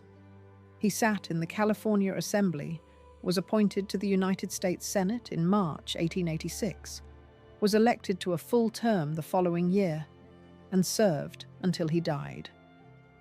Those Washington years made his wife. From a house on New Hampshire Avenue near DuPont Circle, she became a Capitol hostess, and in 1889 she was elected a vice-regent of the association that owns Mount Vernon. He died in Washington on the 28th of February, 1891. The will was filed for probate in San Francisco on the 18th of March by his widow, who was named sole executrix. The terms went out on the wire inside a day and were printed verbatim in newspapers from Georgia to Arizona, so there is no ambiguity about them at all. The will states that Senator Hearst recognized that his wife is legally entitled to 1/2 of his entire estate, it all being community property, and he also bequeaths to her the remaining 1/2. If Mrs. Hearst marries again, 1/2 the estate reverts to her son, William R. Hearst. Another paper condensed it into a single clause the following week. He leaves all his property to his wife, except in the event she marries again, when 1/2 will go to their son. So the story is established, and the actual terms are stranger than the legend that grew over them. William Randolph Hearst received nothing outright from his father. There was exactly one route by which he could ever take half of that estate, and the route ran through his mother's second marriage. The court appraisers reported the California holdings in the summer of 1891. $8,788,137, of which mining stocks accounted for $5,911,690. That inventory expressly excluded everything the family owned outside the state, so the true total was larger. and the figures of 17 to 20 million that circulate in modern accounts are repeated without a probate citation behind them. A Georgia paper that July put it in the language that matters: $8,700,000, which is all in possession of his widow. She was 48 years old. She had a national address book, a Missouri farm accent, and sole title to a mining empire. The provision that made her the wall is worth sitting with for a moment because of who wrote it and when. George Hearst had made 4 of the great mineral strikes of the American West. One of them, a quarter interest, bought sight unseen. He had also watched his only son go to Harvard, get himself dismissed in 1885 for political parades and pranks, and ask for money continuously. The standard biographies add a Cambridge waitress named Tessie Powers, taken across the country and later removed with a payment, though that transaction has not been verified in the documents. Whatever he thought of the boy, he wrote a will that put every dollar of it behind his wife and attached to the son's half a condition the son could not bring about himself. There is a line attributed to George Hearst on his deathbed, to the effect that Will should be looked after because he was not good with money. It is repeated everywhere and sourced nowhere, and it should be treated as the story people told rather than as something anybody heard him say. What is documented is the instrument, and the instrument said the same thing in legal language. A story went round afterwards that the couple had lived largely apart in the later years and that he had not been a faithful husband. Those claims sit in the standard biographies and not in any document that has been produced, so they stay in the column marked rumour. And she had one child, aged 27, who wanted a newspaper. Chapter 10. He can only inherit if she remarries. There was one circumstance in which William Randolph Hearst could take half his father's fortune, and it was his mother taking another husband. She never did, for 28 years, from February 1891 until her death in April 1919. The only son of that silver and copper fortune asked a woman for money that would only ever become his if she remarried, and she stayed a widow, and he kept asking. The mechanism was an allowance, and the reported figure is $10,000 a month. The decisive transfer came in the middle of October 1895, when the French and British houses of Rothschild bought out the Anaconda stock held by Phoebe Apperson Hearst for $7.5 million. Her son's biographer traces the chain without decoration. The money to buy his New York papers came from Phoebe's sale of a 25% share of the Anaconda copper mine in Butte. A second account is more explicit still. His mother had liquidated $7,500,000 of her husband's mining properties and turned over the proceeds to her son, who immediately purchased the decrepit New York Morning Journal. The journal cost $150,000. She liquidated $7.5 million to hand him a newspaper priced at 1/50th of it, and the balance became the war chest for the circulation fight with Pulitzer that invented the modern tabloid. What she thought about the journalism that money bought is the one thing the record does not say, and it should not be guessed at. What the record does say is that she paid, repeatedly, for nearly 3 decades, and that the money moved when she moved it, and not before. Meanwhile, she took the other route to power, and it was the only route a woman of her position could take in public without apology. She gave. In 1897, she was appointed to the Board of Regents of the University of California, filling a vacancy left by a dead man, the first woman ever to sit on it, and she served until she died. The letter that got her there was written from the Palace Hotel on the 22nd of October, 1896, and it repays close reading because on the surface it is a gift and underneath it is a takeover. My son and I have desired to give some suitable memorial which shall testify to Mr. Hearst's love for and interest in this state, she wrote. And after having carefully considered the matter, we feel that the best memorial would be one which would promote the higher education of its people. She proposed to fund an international competition for the architectural plan of the whole Berkeley campus. She noted that she had been told such plans could be procured for about $13,000, and then set that ceiling on fire in one sentence. I desire to say that the success of this enterprise shall not be hampered in any way by a money consideration. Then, having given, she took control of the giving. I have only one wish in this matter, she wrote, and proceeded to describe the special committee in which the trust should be reposed, which interests it should represent, and the compensation she was offering to the architect she had already chosen. The final ratification, she added graciously, would of course rest with the Board of Regents. The competition ran in 2 stages. A preliminary at Antwerp from January to July 1898 drew 105 entries and cut them to 11. The final sat in San Francisco in September 1899 before a jury drawn from Paris, New York, London and Dresden, and a Frenchman named Bernard won it. The jury's week in California was arranged by her personally, driven out to see the Golden Gate, taken by tug along the waterfront, up a mountain, and then by special train on a Sunday morning to spend the night at her own house before handing over something over $20,000 in prizes. That house was the Hacienda del Pozo de Verona at Pleasanton, 30 miles east of San Francisco. 53 rooms on a ranch of 1,900 acres, built between 1894 and 1898, Mission and Pueblo and Moorish all at once, visible for miles, with its own railway station a mile below the door.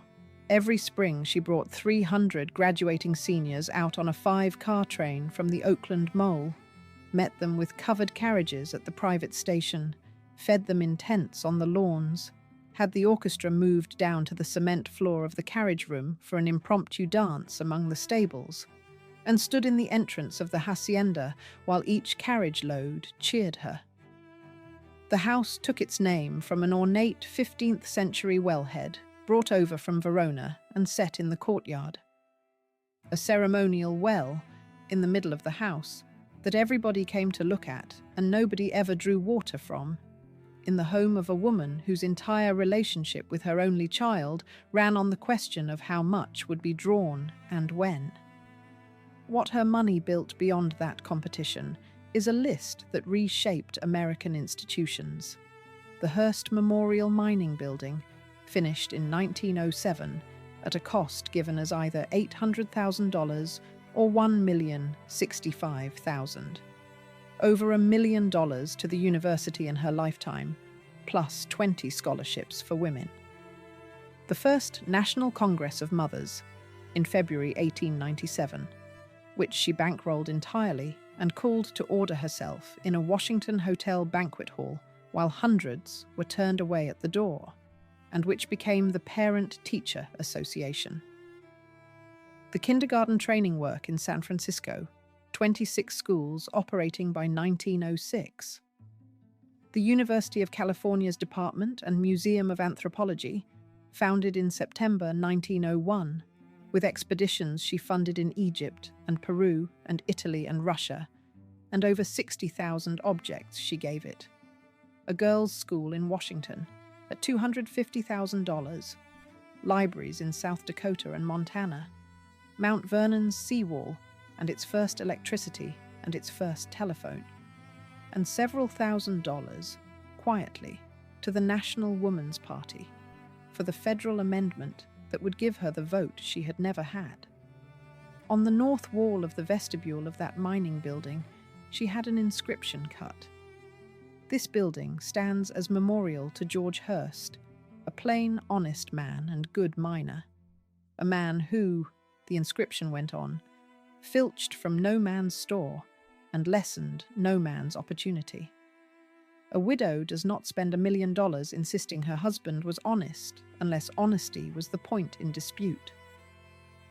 At the first Congress of Mothers, the delegates had a name for her, and it went into the record of the proceedings. They called her the World Mother.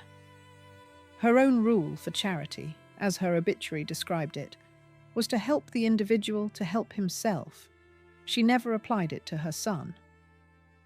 She fell ill on the 20th of March, 1919, and died of pneumonia following influenza at 4:30 in the afternoon on Sunday the 13th of April, at the hacienda, aged 76, with her son and daughter-in-law at the bedside.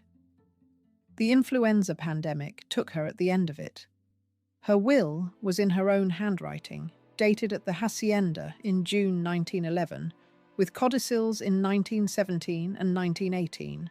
William Randolph was residuary heir of everything not otherwise disposed of.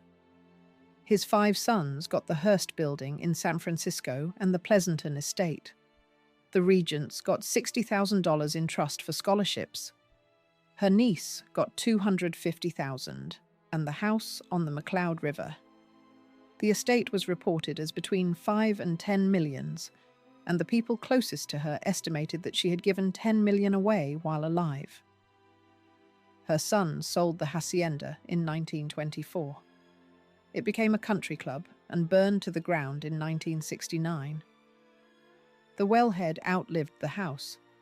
He had already been given a ranch at San Simeon, and in 1919, the year she died, he began building a castle on it.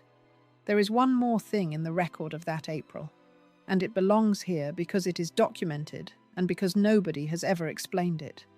On the 16th of April, 1919, hours after attending Phoebe Hearst's funeral, Professor Henry Morse Stevens of the University of California, her friend, one of the men her money had built a campus around, dropped dead at the ferry depot in San Francisco. She is the variation in this film, and the variation is worth naming out loud. Every other woman in this story used an empire to build something.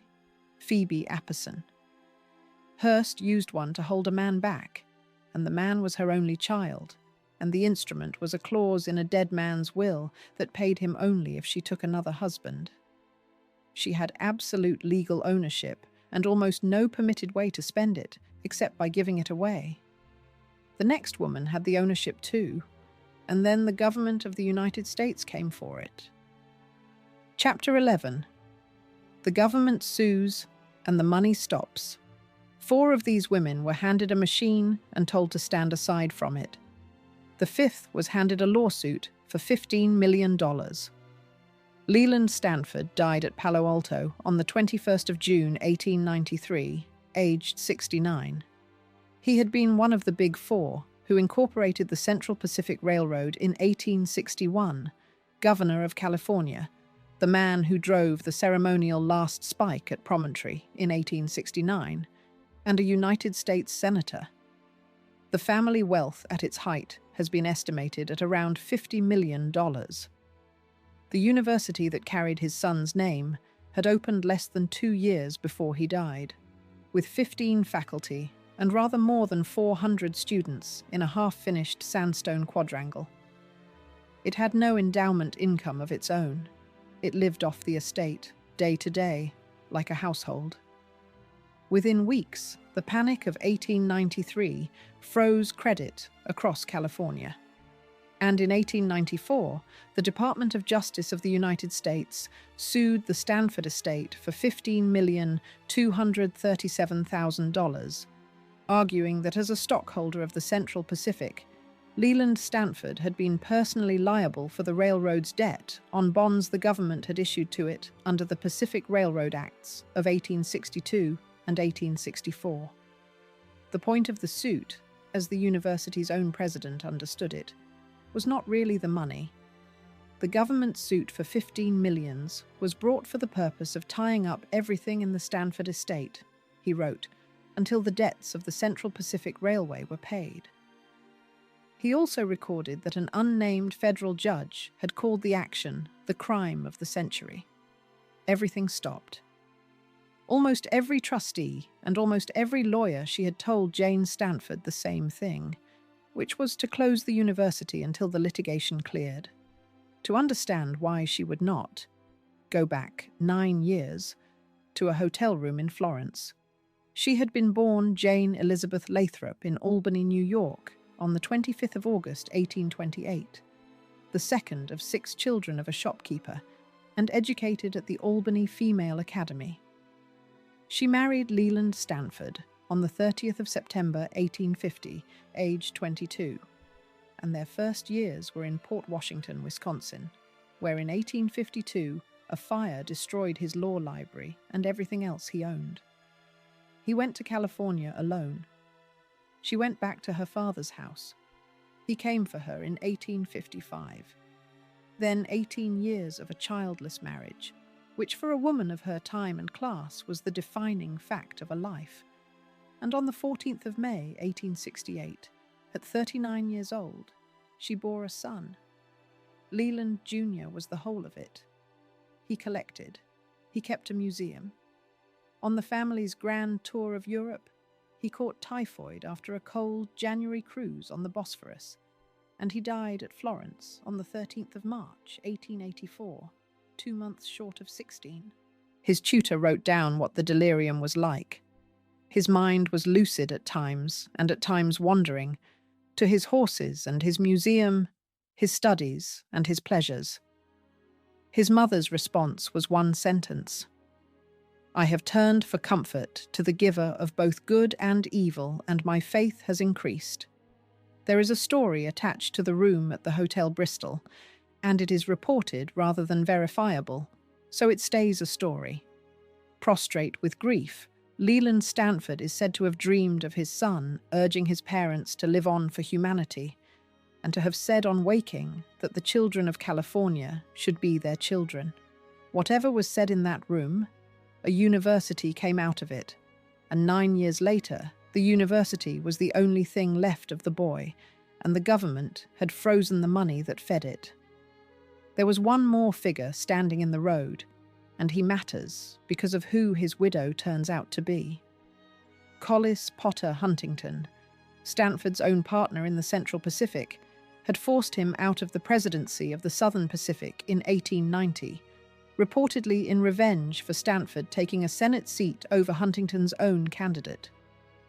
When the estate came under attack, Jane Stanford asked the surviving railroad partners for help. Her university's president described the answer in the closest thing to an accusation he ever committed to print. These men declined to give any assistance in the struggle for justice and for the endowment of the university. They left her to make the fight alone and at her own cost. What she was fighting to hold is worth measuring, because it was not a portfolio. It was a farm and a town, and a very strange scientific legacy. The Palo Alto stock farm ran to more than 8,000 acres, some 600 horses, about 150 employees, 24 buildings, 50 paddocks, and 8 training tracks.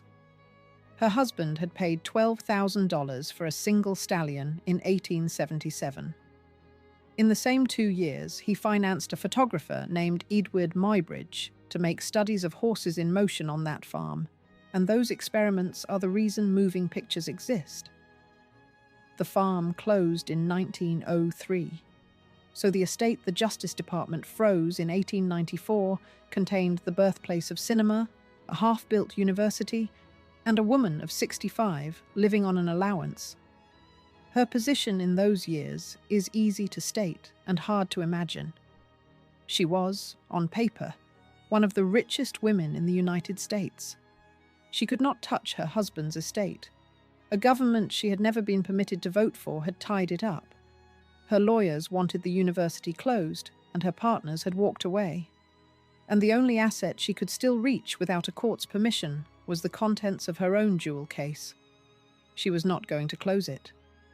What she did instead has no parallel anywhere in the record of American philanthropy. Chapter 12. Her professors are reclassified as household servants.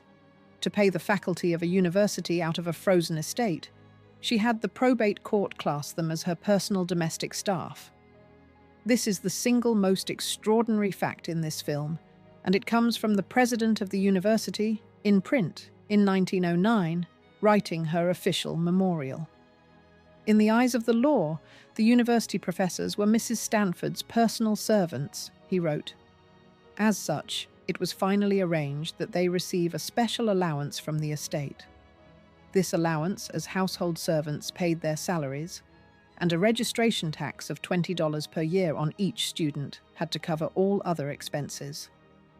The size of the allowance is given as $10,000 a month in the university's own histories, and as $12,500 by the president, who added that it was liable to be cut to nothing at any day. Either figure sat against monthly expenses of nearly $18,000. Out of what came in, she kept about $350 a month for herself. Her household at the low point was a secretary, a Chinese cook, and an unpaid old butler. For 6 years, the professors of Leland Stanford Junior University were paid by the president's personal checks, irregularly and often short. On one afternoon in August 1893, she sent him $500 in 25 gold pieces, which he broke up among 10 professors at $40 and $60 each. Running alongside all of that was the jewel plan, and she stated it to her circle in a form that no scriptwriter would dare invent. We may lose the farms, the railways, the bonds, but still the jewels remain. The university can be kept alive by these till the skies clear. The university shall be kept open. When there is no other way, there are still the jewels. There were a great many jewels. Bought largely at Tiffany, said to include 3 sets of Spanish crown jewels and 6 strands of pearls that had belonged to the Empress Eugenie. The press called her the American Queen of Diamonds. In June 1897, she took them to London. The occasion was Queen Victoria's Diamond Jubilee, and the reasoning was that the richest people on earth would all be in one city at one time. She crossed the Atlantic carrying, in her president's words, $500,000 worth of jewels in a suitcase carried in her hand. She was 68 years old. The market was glutted. A London jeweller bought 1 pearl necklace. She brought roughly 3/4 of the collection home. That same year, she commissioned a life-size painted record of 34 of the pieces, precisely because she expected to sell them. That canvas survives, peeling, in a museum on the campus, and the experts say nobody knows where the stones went. She also went to Washington and lobbied the President of the United States in person to have the case put on a calendar. On the 2nd of March, 1896, the Supreme Court decided it. Justice Harlan writing for a unanimous court, affirming that Congress had imposed no personal liability on Central Pacific stockholders in either railroad act. The students painted the campus post office cardinal red. She had beaten the federal government, and what she did with the victory was rule. The founding grant's provisions for a board of trustees were legally defective, and the consequences stated flatly by the man who had to work under it. The board of trustees existed in name only, Mrs. Stanford being in fact the sole trustee. On the 31st of May, 1899, she amended the founding grant so that the number of women attending the university as students should at no time ever exceed 500. Women were then 463 out of 1,153, up from 28% of the intake in 1891, and she was afraid the place was becoming, in her phrase, the Vassar of the Pacific coast. Her justification was 3 dead people. This was not my husband's wish, nor is it mine, nor would it have been my son's. The cap stood for 34 years. The following year, she ended a career in 4 sentences. Edward Alsworth Ross was an economist. He had campaigned for Bryan and free silver, and in May 1900, he told a San Francisco audience that if the worst came to the worst, it would be better to turn the guns on every vessel bringing Japanese immigrants to American shores than to permit them to land. Her letters to the president of the university do not argue. He ought not to be retained at Stanford University. Professor Ross cannot be trusted, and he should go. He is a dangerous man. This is the third outburst of partisanship and cannot be overlooked. This is my final answer in regard to this subject. The president had earlier written to her defending the principle that the university should have the greatest freedom of honest opinion on political or religious questions. In November 1900, he did as he was told. 5 professors resigned in protest, and one of them, a philosopher named Arthur Lovejoy, went on to co-found the American Association of University Professors, whose Declaration of Principles on Academic Freedom and Tenure, published in 1915, descends directly from the firing of Edward Ross. The modern American idea of academic freedom was built, in part, out of the wreckage of a rich widow's temper. Her own words on the subject, written in the same period, are almost too good to be true, and they are documented. "I will never concern myself," she wrote, "with the religion, the politics, or the love affairs of any professor in Stanford University."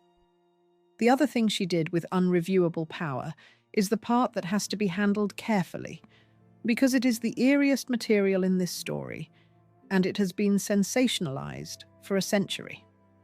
The Stanfords began attending séances in the months after March 1884, in Paris, in New York, on at least one occasion, in company that included a former president of the United States, and at the mansion on Nob Hill, where the Methodist minister who had buried their son presided while his wife acted as the medium.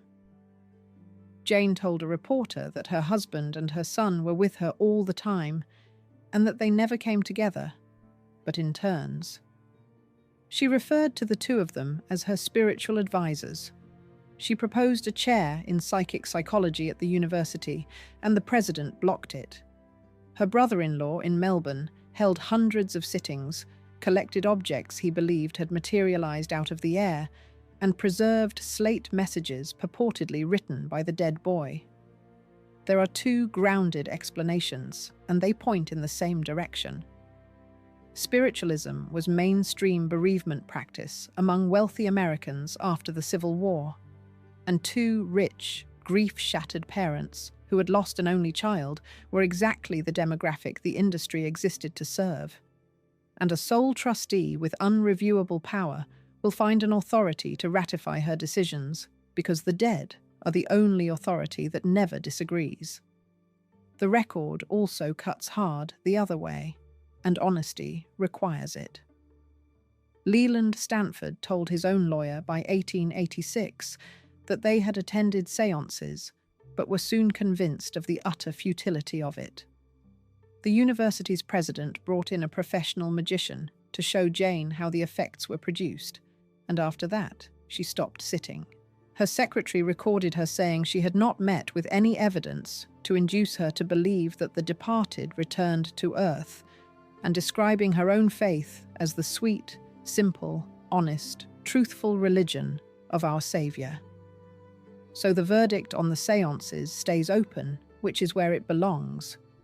What is not open is what happened to her in January 1905, and again 6 weeks later. Chapter 13. A jury needs 2 minutes to say murder.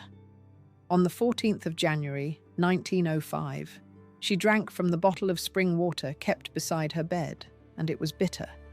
She used that bottle every day. Poland spring water, on the nightstand of the mansion at 905 California Street on Nob Hill. The bitterness is the reason she survived it. She called her maid Elizabeth Richmond and her secretary Bertha Palmer and made herself vomit. The analysis came back strychnine, 0.8 of a grain in the glass, about 52 milligrams, against a dose that can kill at 30. It was crude rat poison, impure enough to taste, which is the only reason there was a warning at all. A detective agency was brought in. Suspicions settled on the maid, who had reportedly entertained the servants' hall with stories of English aristocrats poisoned by their servants, and who was dismissed for want of evidence and let go.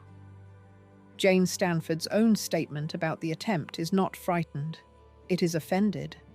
I am startled and even horrified that any human beings feel that they have been injured to such an extent as to desire to revenge themselves. She decided to go abroad. On the 15th of February, she sailed for Honolulu, meaning to go on to Japan. 2 days before she sailed, on the 13th of February, she wrote a letter directing that her jewels be sold and the proceeds preserved intact, with the income used exclusively for the purchase of books and other publications. She gave the arrangement a name. She called it the Jewel Fund. The jewels a railroad husband had bought for a wife to be looked at in. The jewels she had carried across an ocean in a hand case and failed to sell. And, in a letter written 2 days before she boarded the ship on which she would die, converted permanently into money for buying books. The Moana Hotel had been open 4 years, 75 rooms, white and colonnaded, standing on the beach at Waikiki. On the 28th of February 1905, she spent the day out. A carriage excursion up to the Pali with a picnic. She came back and dined at 6. She sat on the veranda afterwards in the warm dark, and she went up to bed at about 8:30. At bedtime, she took bicarbonate of soda. The bottle had been bought in California and packed in San Francisco. She took cascara as well. At about 11, she screamed for Berna. The words the room heard are on the record from more than one witness. Run for the doctor. I have no control of my body. I think I have been poisoned again. Doctors came. They tried bromide and chloral hydrate. She cried out that God should forgive her her sins and asked whether her soul was prepared to meet her dear ones. A physician named Humphreys wrote down the last thing she said. My jaws are stiff. This is a horrible death to die. Then the sequence a doctor recognizes and cannot stop. The jaw locked. The thighs opened. The feet turned inward, the hands clenched, the head drew back, and the breathing stopped at about 20 minutes to midnight. The coroner's jury sat from the 4th of March, heard 3 days of evidence, and returned its verdict on the 9th. It took them under 2 minutes.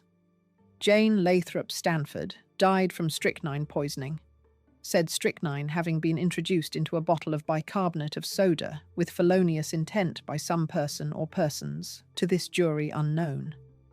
The chemists had found pure strychnine in the bicarbonate and traces of it in her tissues. Pure. Not the crude rat poison of January. Someone had upgraded. And then the president of her university arrived. David Starr Jordan sailed for Honolulu with a trustee and some detectives, getting there after she was already dead.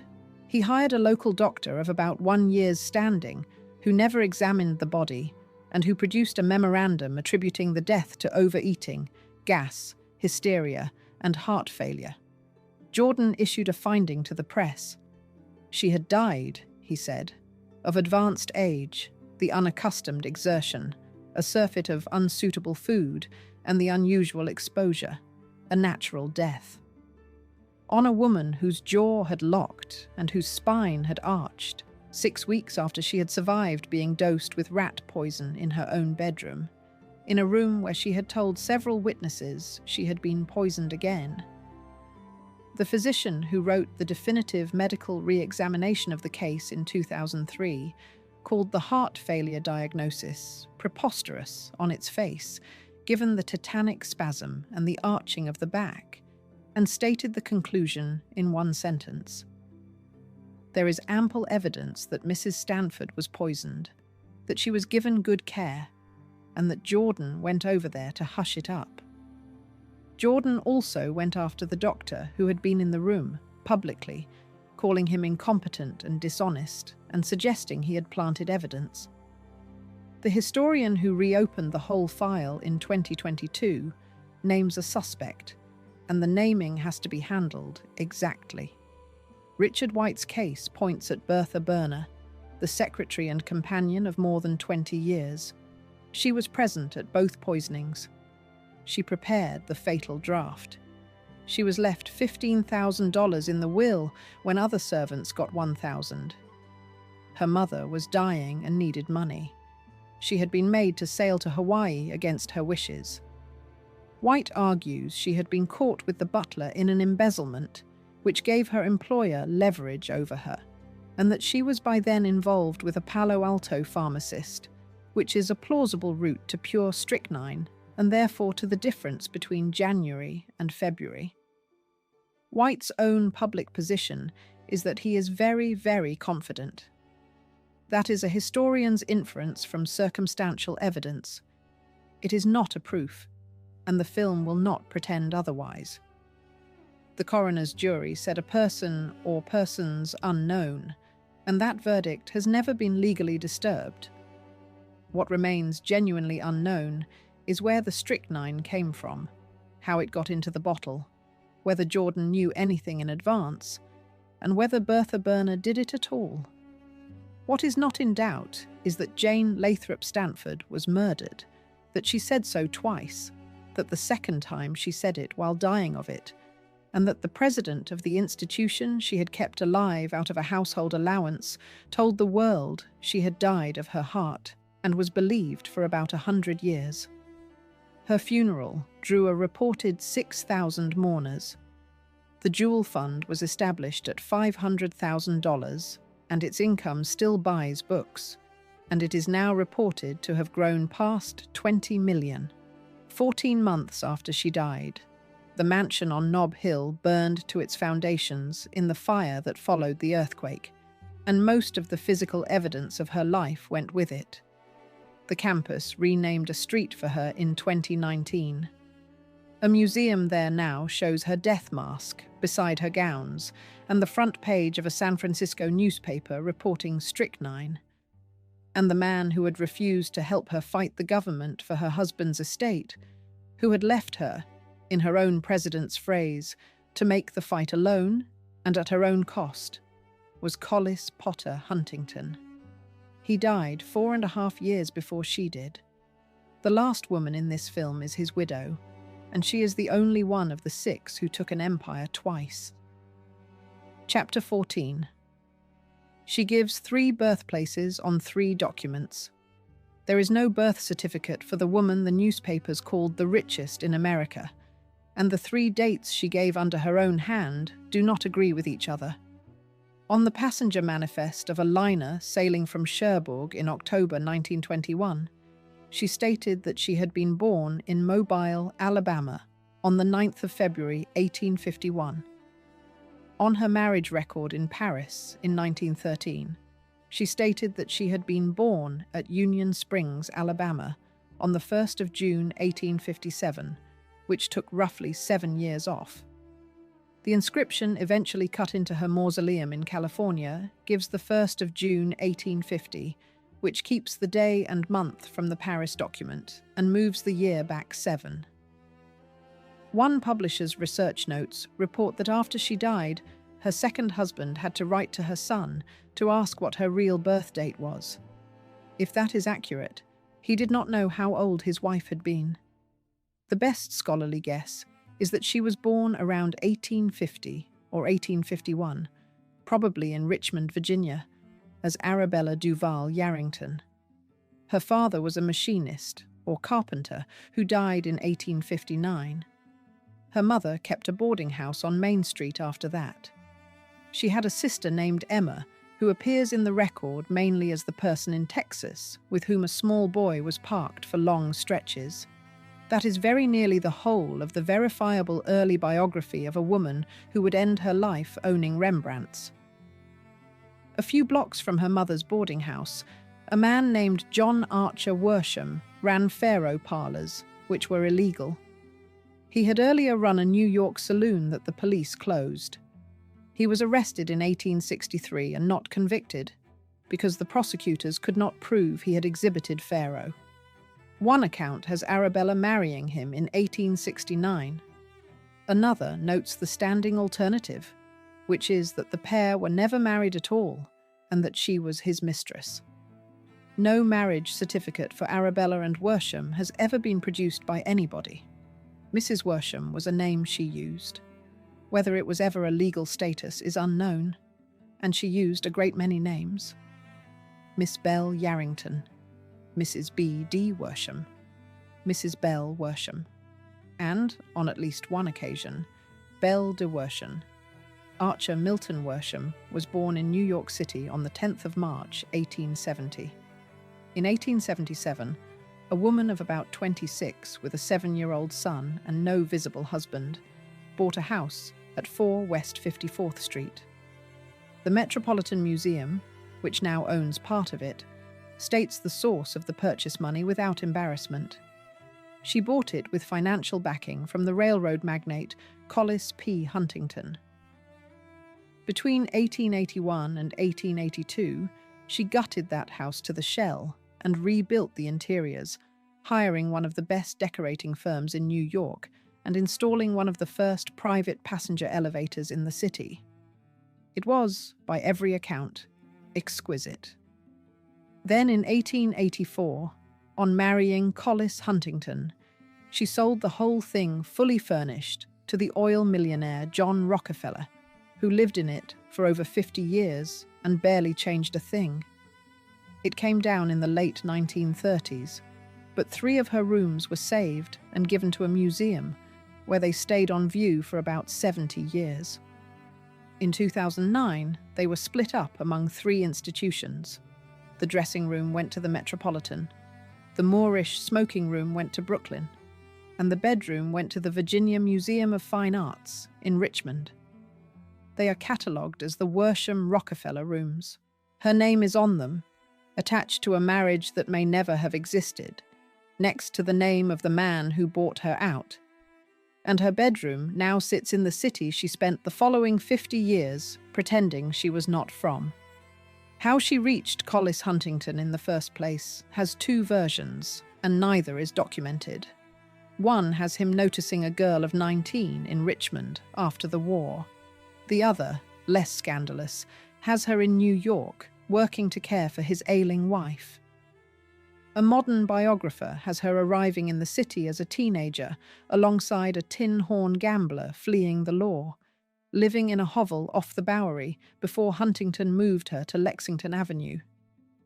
The same biographer's assessment of what she did next is the important part. She was a shrewd investor.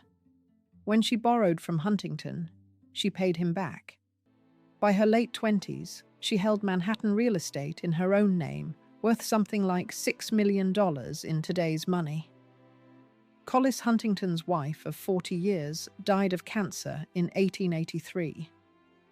In July 1884, he married Arabella at her own house on 54th Street, with Henry Ward Beecher officiating. He was 63 or 64.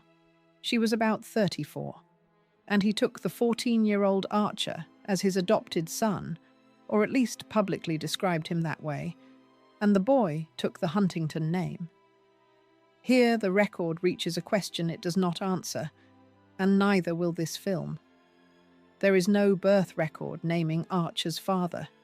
There is no adoption decree. There was never an admission by anybody. What exists is circumstance, which is that Collis Huntington was financing Arabella's house from at least 1877. There is a reported family observation that the boy resembled Huntington remarkably. There is the peculiar shape of the will, which is coming. And there is a century of society whisper, which proves nothing at all. The question can be asked. It cannot be closed.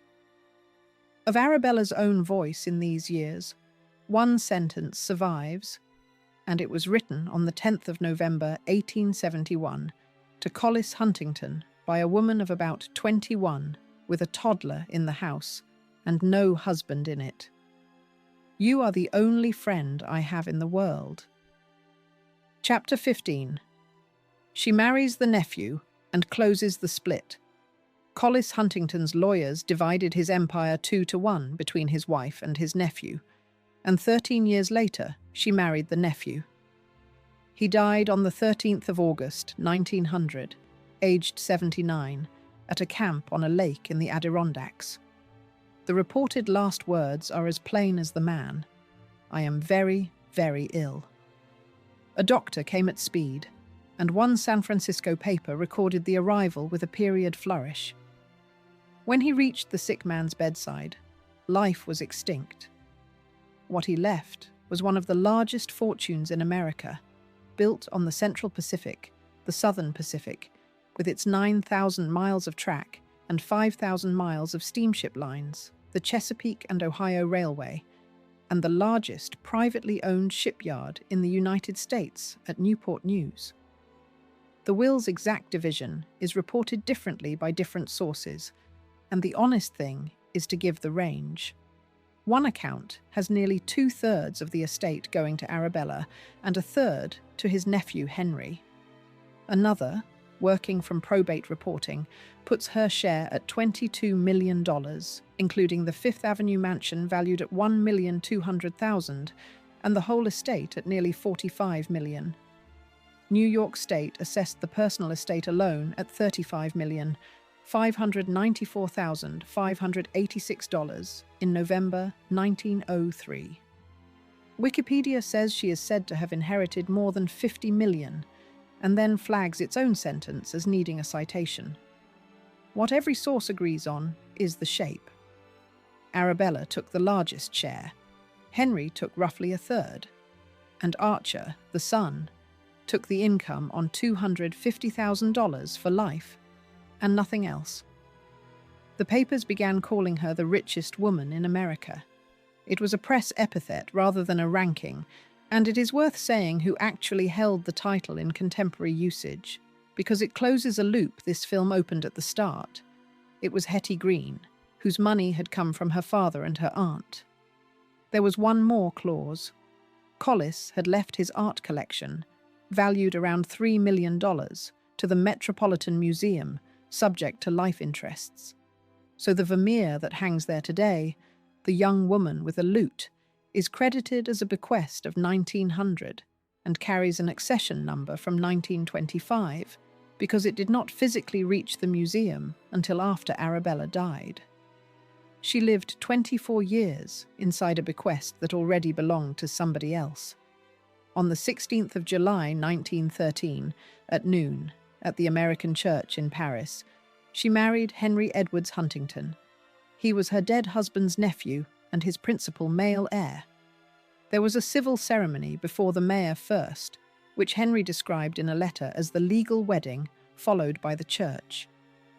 A prenuptial agreement had been signed 4 days earlier. He had been pursuing her for 7 years, since his own divorce in 1906.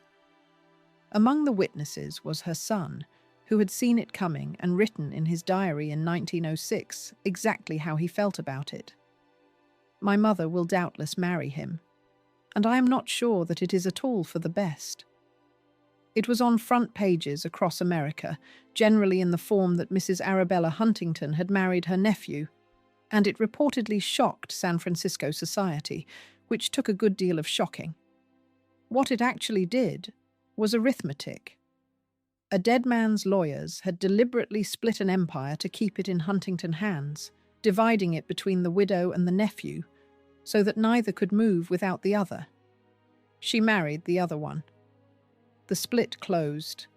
2/3 and 1/3 came under a single roof, and the buying started immediately. The scale of that buying is difficult to hold in the head. The Huntingtons' own figures put Henry's lifetime spending on French art at around $58 million, and record that Arabella's account statement from the dealers Duveen Brothers in 1913 already showed past debits of about $52 million. The hinge purchase came in June 1907, before the marriage, when the Rodolphe Kahn collection came on the market in Paris. Joseph Duveen bought the whole thing, reportedly for $17 million, and Arabella's portion of it cost her $7 million, although the Huntingtons' own scholarly account says she took the old masters and French decorative art for about $16.5 million. The two figures conflict, and both are in the record. What came out of that purchase is a wall of the greatest pictures in private hands anywhere. Rembrandt's Aristotle with a bust of Homer, Rembrandt's portrait of Hendrik Jostoffels, the Vermeer, a Madonna and Child by Rogier van der Weyden, Hals, Boucher, Fragonard, Greuze. Her son's reaction, in writing, was that his mother was going to the poor house with this purchase. The other prices are documented. 5 Beauvais tapestries designed after Boucher, $577,000 in 1909, which the Huntington reckons at about $11,800,000 today. A suite of Gobelins tapestry furniture the same year, about $3 million. 2 Savonnerie carpets out of the Morgan collection, about $2,600,000.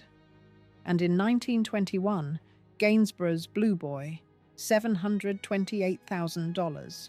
For her son's Hispanic Society, she bought a Velázquez portrait of the Count Duke of Olivares from Duveen for $650,000, an unprecedented price at the time, and gave it away immediately in memory of Collis.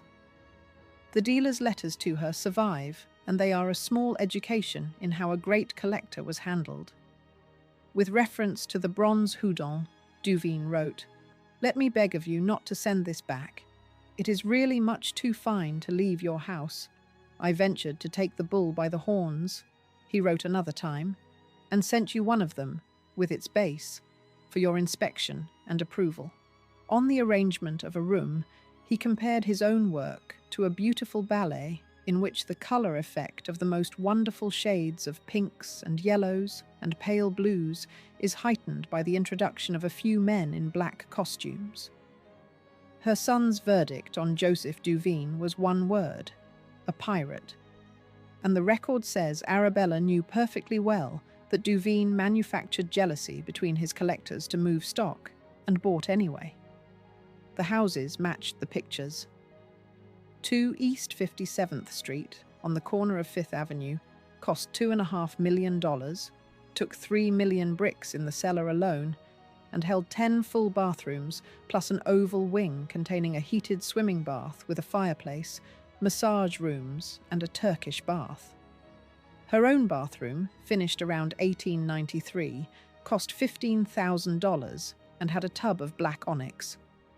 Her son called the place probably the best-built house in the world of our time. In Europe, there was the Château de Beauregard near Versailles, 400 acres and more than 100 rooms, built by Napoleon III for his mistress, which Henry leased for 10 years at $75,000 a year and spent another $100,000 renovating, with 30 full-time staff, and which Arabella, fluent in French, refurnished herself. And through all of it, she was invisible on purpose. The New York Times noted the pattern in August 1903. Mrs. Huntington does not care in the least about society, and she times her visit after the social whirl is over. She has lived in strict retirement since the death of Mr. Huntington. The same year she made a payment that nobody has ever explained. A man named Colonel William Dalton Mann ran a vanity publication attached to a New York gossip sheet, and the publication was a blackmail vehicle. Subscribers typically paid between $1,500 and $2,500 to appear in it. Arabella Huntington paid him $10,000, which is something like $250,000 today. Then, when the associated libel trial came on and a subpoena looked likely, she left the country. The Huntingtons' own historians ask the obvious question about that payment and then decline to answer it because they cannot. What was Arabella so anxious to conceal? Perhaps we will never know. Chapter 16. She marks her grave with her foot. In 1919, nearly blind and walking with difficulty, she stopped on a Californian hillside she could not properly see and told a servant where to put her grave. The account comes from the Huntingtons' own published history, drawing on the memory of the couple's valet, a man named Alfonso Gomez, and the wording is theirs. Arabella, nearly blind and walking with difficulty, stopped and spoke to her spouse. What she said to Henry was not about art or money. "You know, we are doing so much. I hope you will live many years yet, and I hope to live many years yet. But we are talking so much about it." Then she put her foot down on the ground and told Gomez to mark the spot. She had first set eyes on California in January 1914, at about 63. Arriving at a ranch house in San Marino she had helped design with the architect in 1907 and 1908, 6 years before she married the man who owned it. Now, 5 years after that, she was choosing where to be buried on it, by touch. And in the same year, on the 30th of August 1919, she and Henry signed the trust indenture that gave the gardens, the books, and the art to the public to advance learning in the arts and sciences. In the year she could barely see, she signed away the greatest picture collection in America so that other people could look at it. The eyesight is the collapse image of this whole film, and it needs stating without ornament. In the years bracketing that walk, she was buying at a scale no American woman had ever matched. Her account with one dealer had shown $52 million of past debits 6 years earlier. In 1921, she crossed to Europe for the last time in the Gainsborough suite of the liner Aquitania, and it was after that voyage that the Blue Boy was bought for $728,000. A woman going blind, buying the greatest pictures in the world. She died at 2 East 57th Street on the 16th of September, 1924, at 72 or 74, depending on which of her birth dates anybody believed. Her funeral was in December. Henry Edwards Huntington died 2.5 years later in Philadelphia during surgery. The mausoleum that went up on the spot her foot had marked was designed by John Russell Pope, a circular peristyle and a dome in Colorado marble with carved panels representing the 4 seasons of life. Pope liked the form enough to use it again a few years later for the Jefferson Memorial in Washington. The inscription on it gives her dates as the 1st of June 1850 to the 16th of September 1924, and at least 2 other official documents in existence say otherwise. And then her secretary destroyed the paperwork. This is not a rumour. The Huntingtons' own archivists state it as an instruction executed by a named employee. It was Mrs. Arabella Huntington's request to have her personal things, her ephemera and correspondence, destroyed after she died. The task fell to her private secretary, Caroline Campbell, who had written many of her letters for her over the years and who knew exactly what was in them. Henry was upset by it. Campbell was conspicuously absent from the funeral. About 12 of Arabella Huntington's letters survive at the Huntington Library. 12 letters, for 70-odd years at the center of one of the largest fortunes in America. Everything else in her story is somebody else's account of her. A dealer's flattery, her son's diary, a valet's memory of a walk, a probate assessor's column of figures, a blackmailer's receipt. The ones that got out are worth hearing, because they are the only voice she left. From London in 1889, on the exhausting business of society. I never want to marry off another girl. Thank fortune Archer is a boy. From December 1900, 4 months after Collis died. I shall never see or hear that dear face and voice again. From 1921, to her son, about the French chateau her husband wanted to give up, written in a run of clauses with no punctuation to speak of, which is what her actual unedited voice sounded like. He thinks he will never come back here, but he is mistaken. I am devoted to this place, never liked any place so well, and I won't give it up if I can help it, and I think I can. And one archival account, standing alone, has a portrait painter showing her the first version of her own likeness in 1924, which she thought made her too young and too beautiful, and sending him back to work. People will laugh at me for my foolishness. Please start again. Her sign-off, reportedly a habitual one, was 4 words long. Do tear up this awful thing. Her whole estate went to Archer, who gave 2 Rembrandts and the Vermeer and several hundred other paintings to the Metropolitan, her French decorative arts to a museum in San Francisco, and murals and furnishings to Yale. The contents of the Fifth Avenue house were auctioned across the spring of 1926. The house itself was offered at $3,800,000 and came down that June, and Tiffany opened on the corner 14 years later.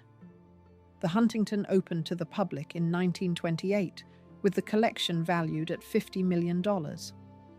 And Henry built her a memorial, and the memorial is the last twist in her story. In the middle of November 1926, he asked Duveen to assemble a collection in her name. In 2 months, Duveen produced 116 pieces of 18th century French sculpture and decorative art out of his own stock and out of other dealers' stock, and shipped it to California. Henry wrote about it warmly the following April.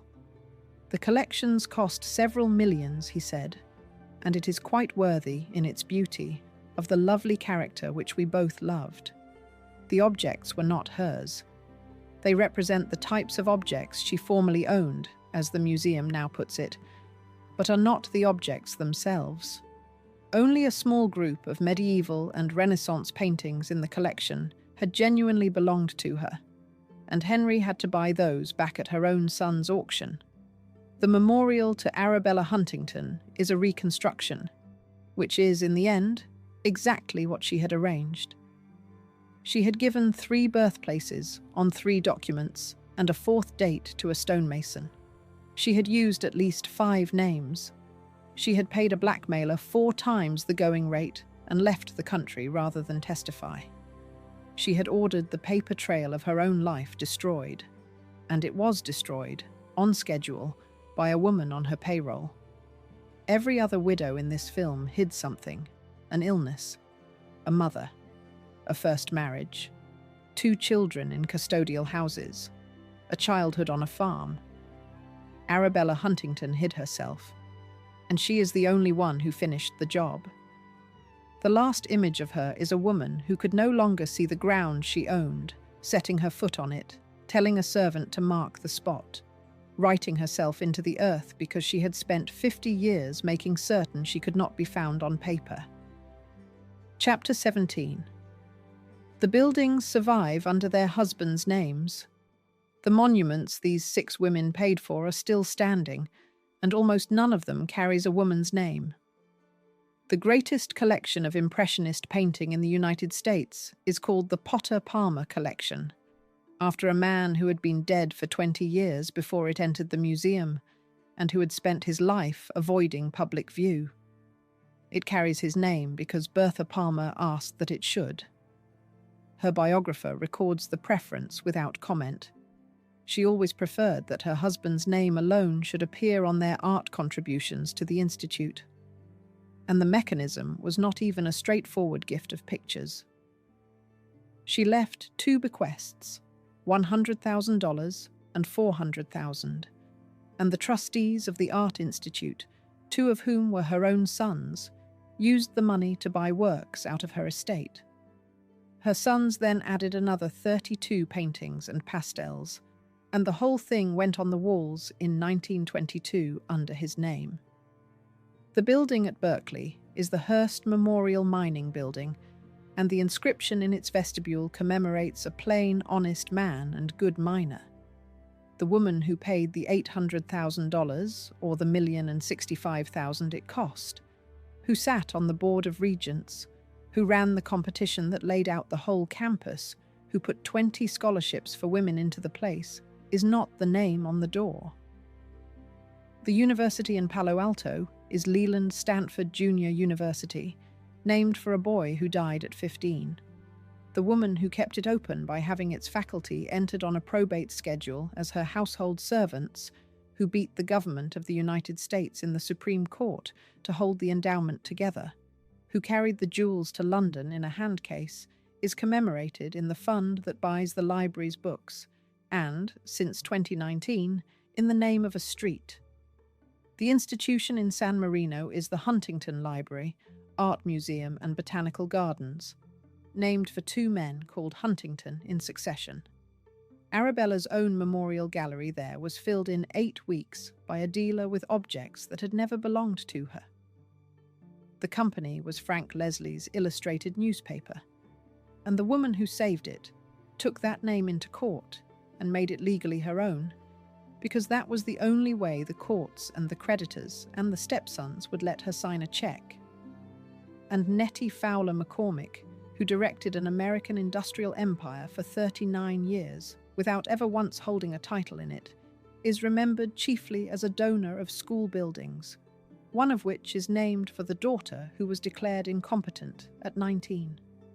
Set against that, count what has gone. The Palmer Castle on Lakeshore Drive, with its tower and its ballroom and its front door that opened only from the inside, was demolished in February 1950. The Oaks at Osprey came down in January 1969. The Hacienda del Pozzo de Verona burned in 1969, and the 15th century wellhead it was named after outlasted the house. The mansion on Nob Hill burned in April 1906. 2 East 57th Street, 3 million bricks and a black onyx tub came down in June 1926. Wintoun burned. Hearst Hall burned. And one thing went missing that nobody has ever found. Mary Cassatt painted a mural for Bertha Palmer's Woman's Building in 1893. It was called Modern Woman.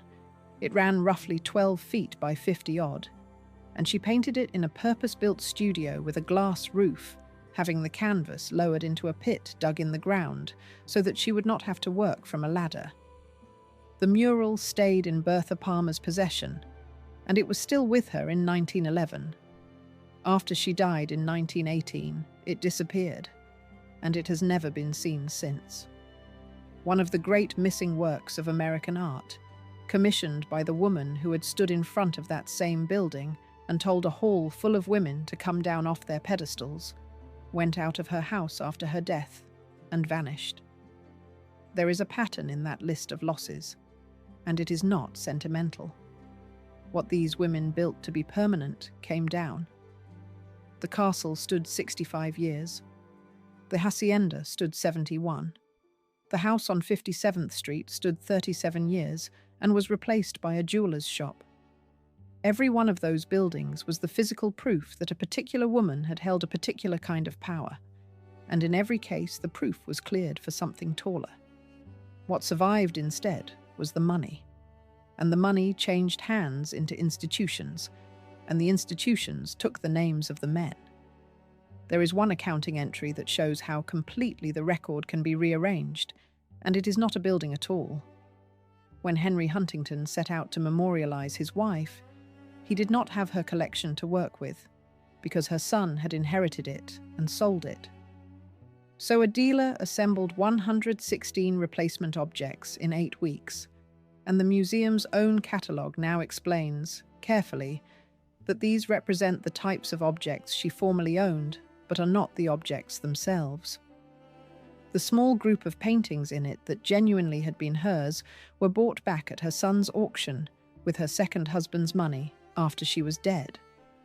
A memorial to a great collector, built out of a substitute collection, assembled by the dealer who had sold her the real one. 6 women ran 6 empires. Between them, they got a handful of buildings, a street, a library fund, and 1 museum wing full of substitutes. Chapter 18. One bequest outlives every house they built. The most durable thing any of these 6 women built was not a house, a collection, or a company. Before the last turn, the pattern has to be said out loud in full, because separately these look like 6 private misfortunes, and together they are a system. Bertha Palmer concealed the cancer that killed her, and every newspaper in America printed pneumonia. Miriam Leslie concealed her mother, her age, her first husband, and the fact that a Nevada newspaper had printed all three across a special edition. Nettie McCormick's family concealed 2 adult children in purpose-built houses across 2 countries for a combined 80 years, and kept a mother out of her own son's room for 20 of them. Phoebe Hearst's own newspapers concealed her childhood and replaced a Missouri farm and a country schoolhouse with a governess.